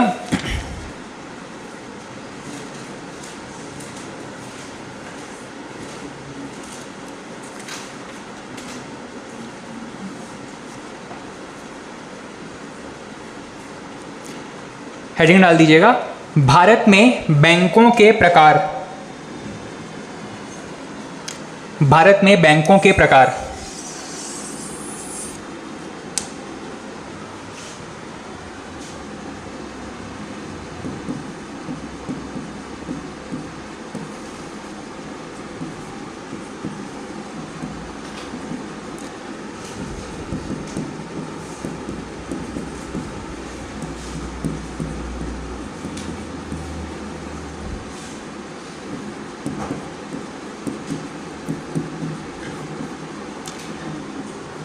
ठीक है, भारत में बैंकों के प्रकार, और ये स्ट्रक्चर ड्रॉ कर लीजिएगा। भारत में 3 प्रकार के बैंक पाए जाते हैं। भारत में 3 प्रकार के बैंक स्थापित हैं। सबसे पहला है सरकारी बैंक, और सरकारी बैंक से आशय क्या है? ऐसा कोई भी बैंक जहां पर सरकार की हिस्सेदारी कितनी होनी चाहिए? 51% या उससे ज़्यादा। वैसे ही निजी बैंक कौन से हैं? जहां पर किसी प्राइवेट इंडिविजुअल की हिस्सेदारी 51% या उससे ज़्यादा। और विदेशी बैंक जो कि विदेश में स्थापित है, जिनकी शाखा कोई भारत में काम कर रही है। ठीक है, एक एक करके इसको देखिएगा। सबसे पहला है सरकारी बैंक, इसमें लिखिएगा, ये स्ट्रक्चर ड्रॉ करेंगे, उसके बाद में एक छोटा सा सब हेडिंग दे दीजिएगा, सरकारी बैंक, और उसमें नोट करेंगे ऐसा बैंक जिसमें सरकार की हिस्सेदारी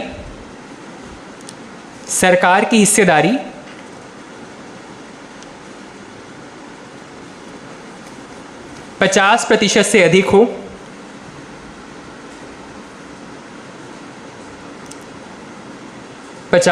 से अधिक हो।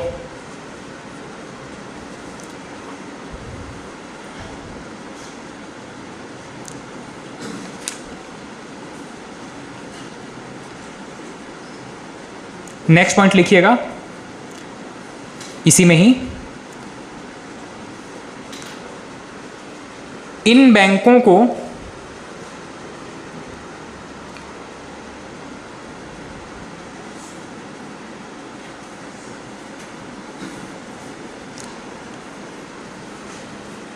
आरबीआई अधिनियम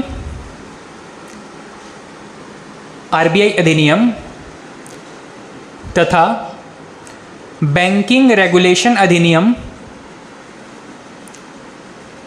आरबीआई अधिनियम तथा बैंकिंग रेगुलेशन अधिनियम का पालन करना जरूरी है।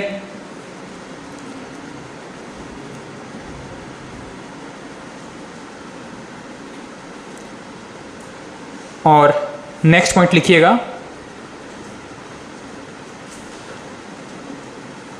वर्तमान में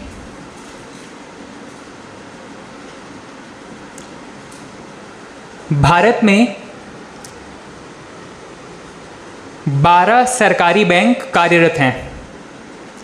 वर्तमान में भारत में 12 सरकारी बैंक कार्यरत हैं। ठीक, फाइनल जो मर्जर हुआ था 2020-21 इनके आसपास, उसके बाद टोटल अभी नंबर कितना है? 12।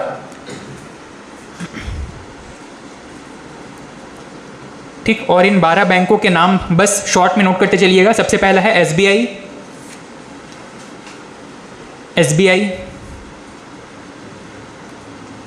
फिर बैंक ऑफ बड़ौदा, बीओबी लिख लीजिएगा, बैंक ऑफ बड़ौदा, बीओबी, फिर बीओआई, कौन सा है?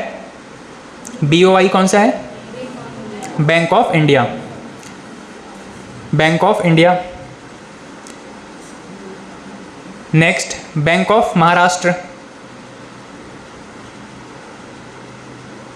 Bank of Maharashtra. Next Canara bank,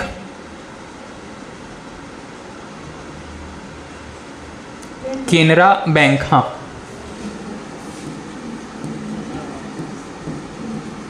Canara bank. Next CBI कौन सा है? CBI central bank of India. Central bank of India. Next IB Indian bank. Indian bank. Next Indian overseas bank. Indian overseas bank.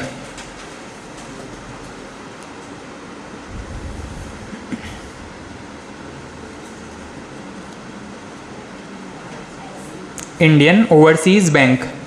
Next Punjab national bank.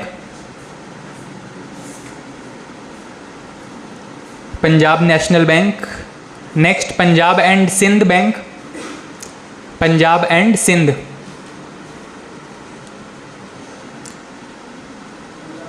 Next union bank.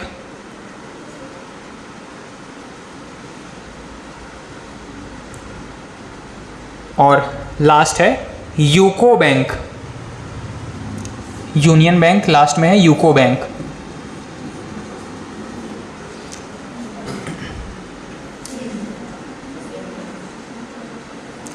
ठीक है, final जो merger हुए हैं उसके बाद ये 12 बैंक हैं जो कि भारत में कार्यरत हैं।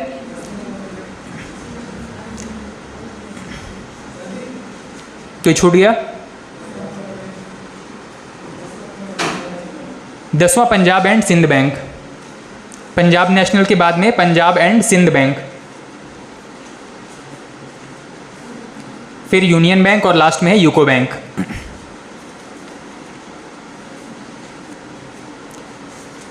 ठीक, ये तो हो गए हमारे सरकारी बैंक। उसके बाद में नेक्स्ट लिखिएगा प्राइवेट बैंक या निजी बैंक।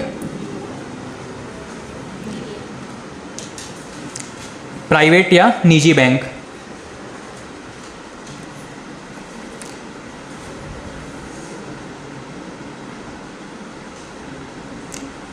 ऐसे बैंक जिसमें सरकार की हिस्सेदारी, ऐसे बैंक जिसमें सरकार की हिस्सेदारी 50% से कम हो। ऐसे बैंक जिसमें सरकार की हिस्सेदारी 50% से कम हो।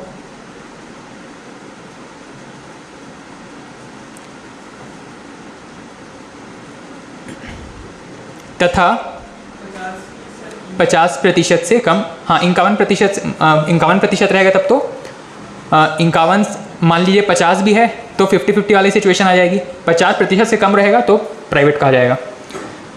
नेक्स्ट लिखिएगा तथा बैंकों का पंजीयन,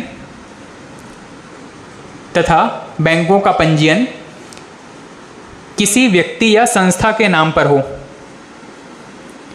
बैंकों का पंजीयन किसी व्यक्ति या संस्था के नाम पर हो।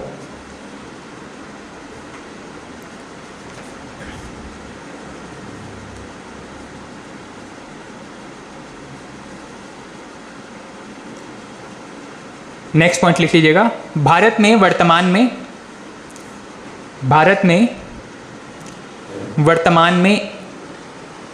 21 बैंक, 21 निजी बैंक कार्यरत हैं।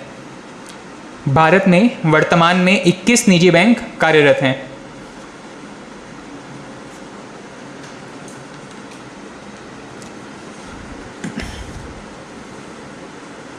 और लास्ट में है विदेशी बैंक।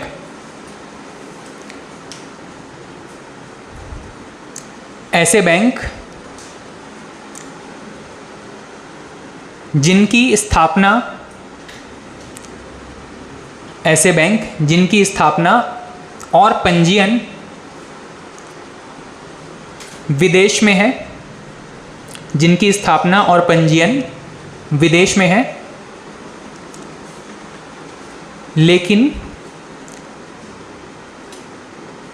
लेकिन इसकी कोई शाखा भारत में कार्यरत हो, लेकिन इसकी कोई शाखा भारत में कार्यरत हो। अब वो वहाँ के लिए चाहे गवर्नमेंट बैंक हो चाहे प्राइवेट बैंक हो, पर भारत में अगर वो काम कर रहा है तो हम उसको विदेशी बैंक की कैटेगरी में रखते हैं। ठीक है, जैसे स्टैंडर्ड चार्टर हो गया, सिटी बैंक हो गया, बहुत सारे बैंक्स हैं। नेक्स्ट पॉइंट लिखिएगा इसमें, भारत में 44 विदेशी बैंक कार्यरत हैं। भारत में 44 विदेशी बैंक कार्यरत हैं। 44, भारत में 44 विदेशी बैंक कार्यरत हैं।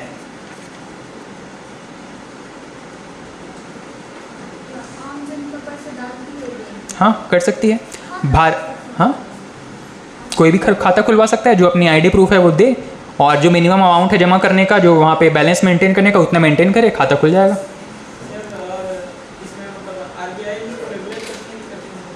आरबीआई के रेगुलेशंस पूरी तरीके से फॉलो करना ज़रूरी नहीं होता इनके लिए। आरबीआई के अंडर में रहते हैं। आरबीआई का जो पूरा अधिनियम है उसके अंदर हर एक के लिए अलग अलग क्लॉज हैं।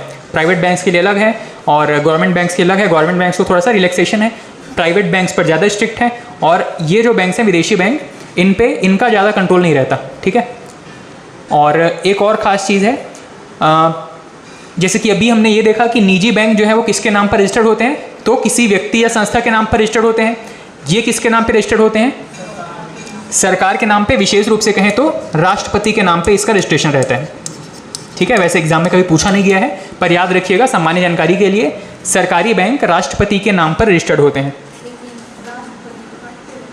हाँ, राष्ट्रपति पद के नाम पर रजिस्टर्ड होते हैं।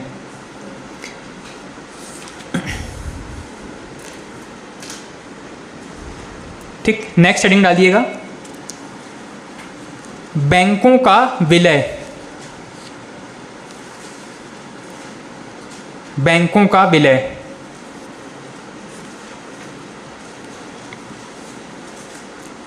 प्रेजेंट जो गवर्नमेंट है, जो 2014 में नई सरकार चुन करके आई है, इन्होंने भारत की जीडीपी को ठीक करने के लिए और बैंकिंग को थोड़ा सा, बैंकिंग सेक्टर को रेगुलेट करने के लिए, इन पर कंट्रोल स्थापित करने के लिए बैंक्स का मर्जर शुरू किया। और इसी श्रेणी में सबसे पहले आपको देखना है कि एसबीआई में कौन कौन से बैंक्स मर्ज हुए हैं। ठीक है, फ़ायदा यह है कि जहाँ पे, जैसे कि सपोज़ कोई एक ऐसा बैंक है जो ठीक से काम नहीं कर पा रहा है, वहाँ पर वहाँ की मैनेजमेंट अथॉरिटी अच्छी नहीं है, ठीक है, वहाँ पर ज़्यादा ही करप्शन सामने आ रहा है, उस बैंक को अगर किसी अच्छे बैंक के साथ, मतलब वही है ना कि दो दोस्तों में एक खराब संगति वाला था, एक अच्छी संगति वाला था, अब खराब आदमी को उठा के अच्छी संगति वाले के साथ रख देंगे, थोड़ा सा कुछ ना अच्छा रिजल्ट आएगा ही। हो भी सकता है कि वह उसको बिगाड़ दे, ऐसा भी हो सकता है कि डूबती नहीं है उसको भी लेकर के डूब जाए। तो यहाँ पे मुख्य उद्देश्य होता है कि जो जिस बैंक की आर्थिक स्थिति खराब हो रही है उसको बेहतर करने के लिए किसी अच्छे या जहाँ पर मैनेजमेंट अच्छा हो उस बैंक के साथ में उसको मर्ज कर दिया जाना। ठीक है, लिखिएगा इसमें। अच्छा, इसका एक और रीज़न ये होता है कि बैंक का जो वॉल्यूम है जब बड़ा होता है, बहुत सारे चीज़ों को जब मिलाएंगे, बहुत सारे बैंकों को मिलाएंगे, तो उनकी सम्मिलित पूंजी वो बहुत ज़्यादा दिखाई देगी और ये जो ग्लोबल बैंक के रूप में काम कर सकते हैं। ठीक, लिखिएगा सबसे पहला इसमें बैंकों का विलय, उसमें सबसे पहला लिखिएगा वर्ष 2017 में एसबीआई के 5 सहयोगी बैंकों का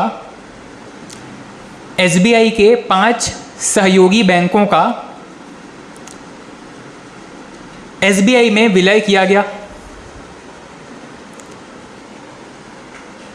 एसबीआई के 5 सहयोगी बैंकों का एसबीआई में विलय किया गया।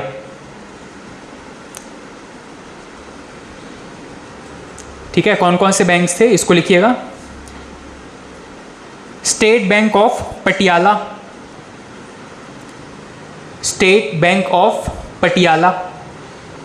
अब बार बार स्टेट बैंक ऑफ मत लिखिएगा, सीधा नाम लिख लीजिएगा। स्टेट बैंक ऑफ, पहला था पटियाला, सेकंड था Travancore, state bank of Travancore. State bank of मत लिखिए, सिर्फ जगह का नाम लिख लीजिए, किस नाम से बैंक स्थापित था। सेकंड है स्टेट बैंक ऑफ त्रावणकोर, सिर्फ त्रावणकोर लिख लीजिए। हाँ, Travancore.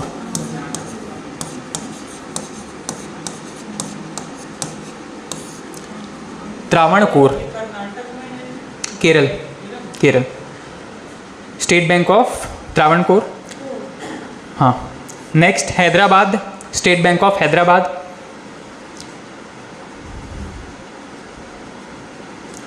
Next Mysore, state bank of Mysore के नाम से चल रहा था, मैसूर। और लास्ट है बीकानेर एंड जयपुर, ये एक ही नाम है, ठीक है। State bank of Bikaner and Jaipur इस नाम से चल रहा था, state bank of Bikaner and Jaipur.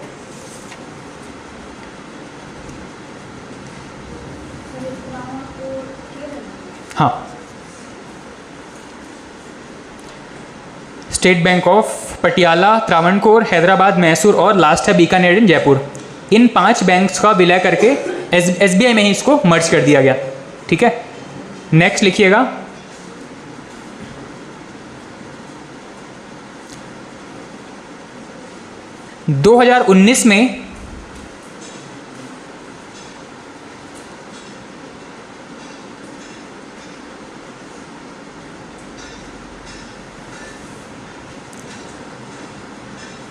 2019 में बैंक ऑफ बड़ौदा में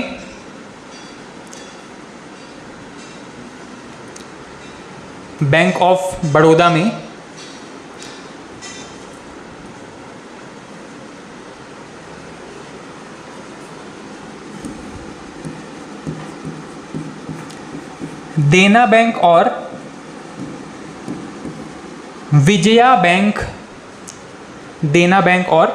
विजया बैंक का विलय किया गया।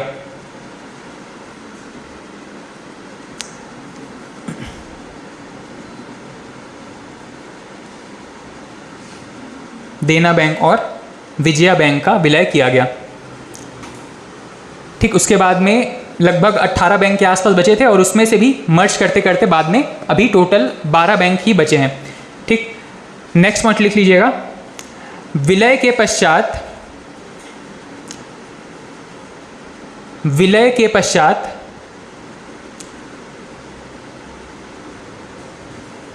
सबसे बड़ा सरकारी बैंक,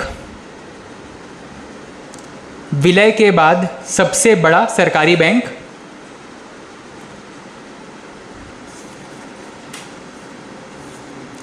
डैश करके लिखिएगा एसबीआई। जितने विलय हुए हैं अभी तक उसके बाद में सबसे बड़ा बैंक जो है वो एसबीआई है गवर्नमेंट सेक्टर में, और सेकंड अगर देखें तो पंजाब नेशनल बैंक।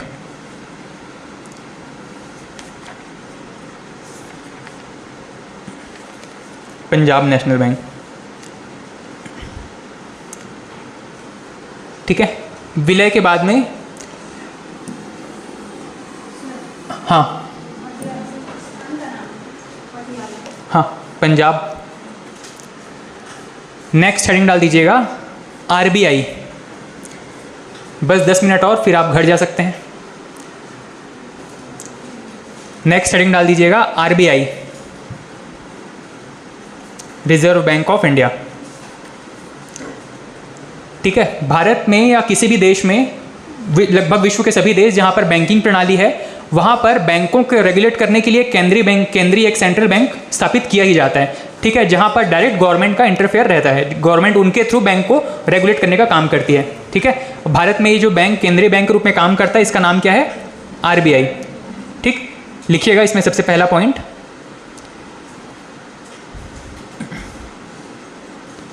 आरबीआई की स्थापना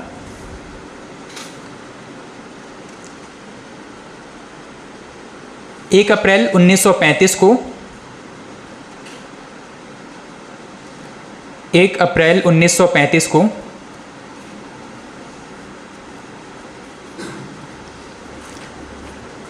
कलकत्ता में किया गया।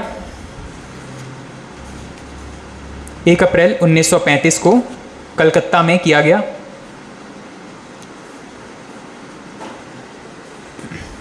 नेक्स्ट पॉइंट लिखिएगा, वर्तमान मुख्यालय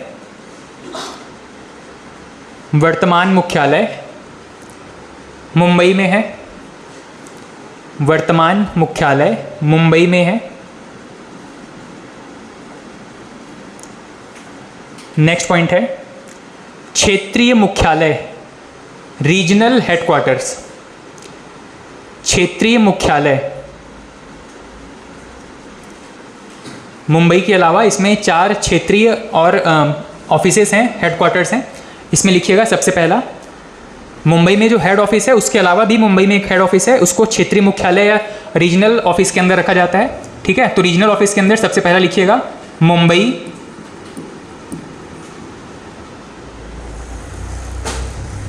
सेकंड है कलकत्ता या कोलकाता। नेक्स्ट दिल्ली और लास्ट है चेन्नई। मुंबई, कोलकाता, दिल्ली और चेन्नई, ये 4 रीजनल ऑफिसेस हैं या रीजनल मुख्यालय हैं। नेक्स्ट पॉइंट लिखिएगा इसमें, आरबीआई के प्रथम governor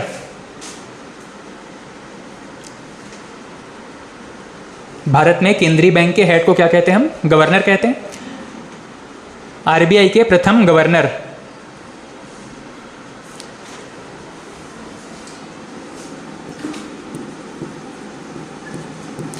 Osborne Smith. Osborne Smith 1935 में जब इसको स्थापित किया गया था उस समय इसके गवर्नर थे ऑसबोर्न स्मिथ।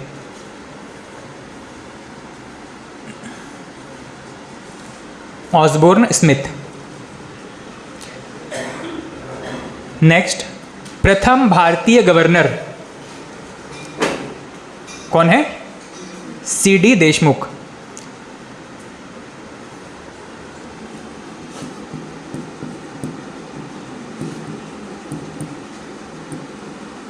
प्रथम भारतीय गवर्नर सीडी देशमुख।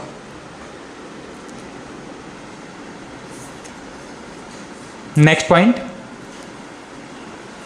वर्तमान आरबीआई गवर्नर कौन है? शक्तिकांत दास। वर्तमान आरबीआई गवर्नर शक्तिकांत दास। शक्तिकांत दास।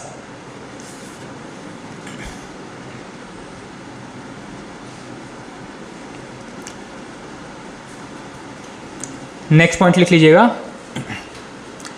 1 जनवरी 1949 को 1 जनवरी 1949 को आरबीआई का राष्ट्रीयकरण किया गया।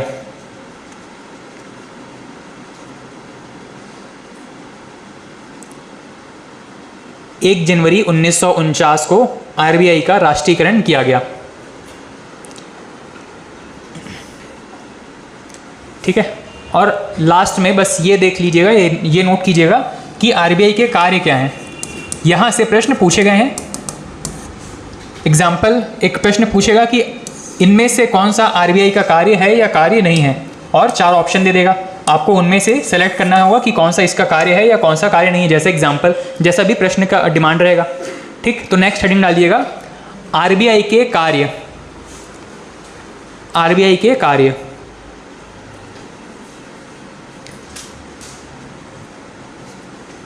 आरबीआई के कार्य। अच्छा, आरबीआई की स्थापना और राष्ट्रीयकरण पे भी प्रश्न पूछा गया है। ठीक है, राष्ट्रीयकरण पे भी प्रश्न पूछा गया है और स्थापना पे भी प्रश्न सीधा सीधा पूछा गया है। आरबीआई के कार्य में सबसे पहला लिखिएगा, मुद्रा जारीकर्ता के रूप में।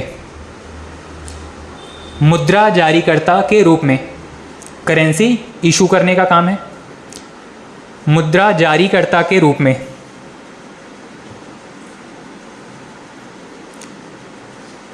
नेक्स्ट पॉइंट, मौद्रिक नीति का निर्माण। अब ये क्या होता है इसको हम नेक्स्ट क्लास में देखेंगे। अभी एक लाइन लिख लीजिएगा, मौद्रिक नीति का निर्माण, मॉनेटरी पॉलिसी। मौद्रिक नीति का निर्माण। नेक्स्ट, केंद्र और राज्यों के बैंक के रूप में। केंद्र और राज्यों के बैंक के रूप में। आम आदमी जाता है एसबीआई, पंजाब नेशनल बैंक, और सरकार कहाँ जाती है? सीधे आरबीआई के पास में।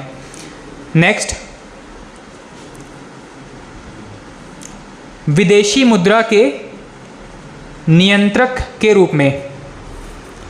विदेशी मुद्रा के नियंत्रक के रूप में।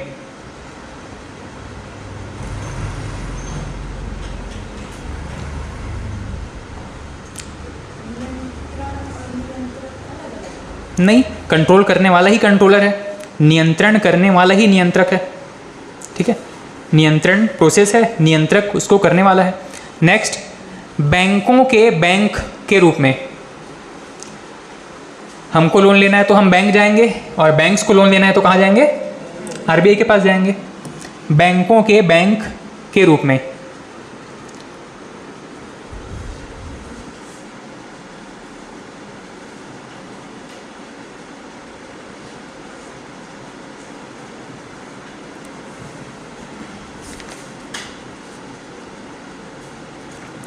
ठीक है, आरबीआई के ये प्रमुख काम है जहाँ से प्रश्न पूछे गए हैं। खास करके जो प्रश्न पूछे जा चुके हैं उसमें है सरकार के बैंक के रूप में, बैंकों के बैंक के रूप में, ये सभी स्टेटमेंट के फॉर्म में पूछे गए हैं। ये भी पूछा गया है कि विदेशी मुद्रा का नियंत्रण कौन करता है, और साथ ही ये भी पूछा गया है कि आरबीआई लोगों को, आम लोगों को ऋण देता है या नहीं देता है। तो आम पब्लिक को ऋण नहीं देता है, बैंक्स को और सरकार को ऋण देने का काम करता है। ठीक है, चलिए बाकी नेक्स्ट क्लास में करते हैं। Okay, thank you.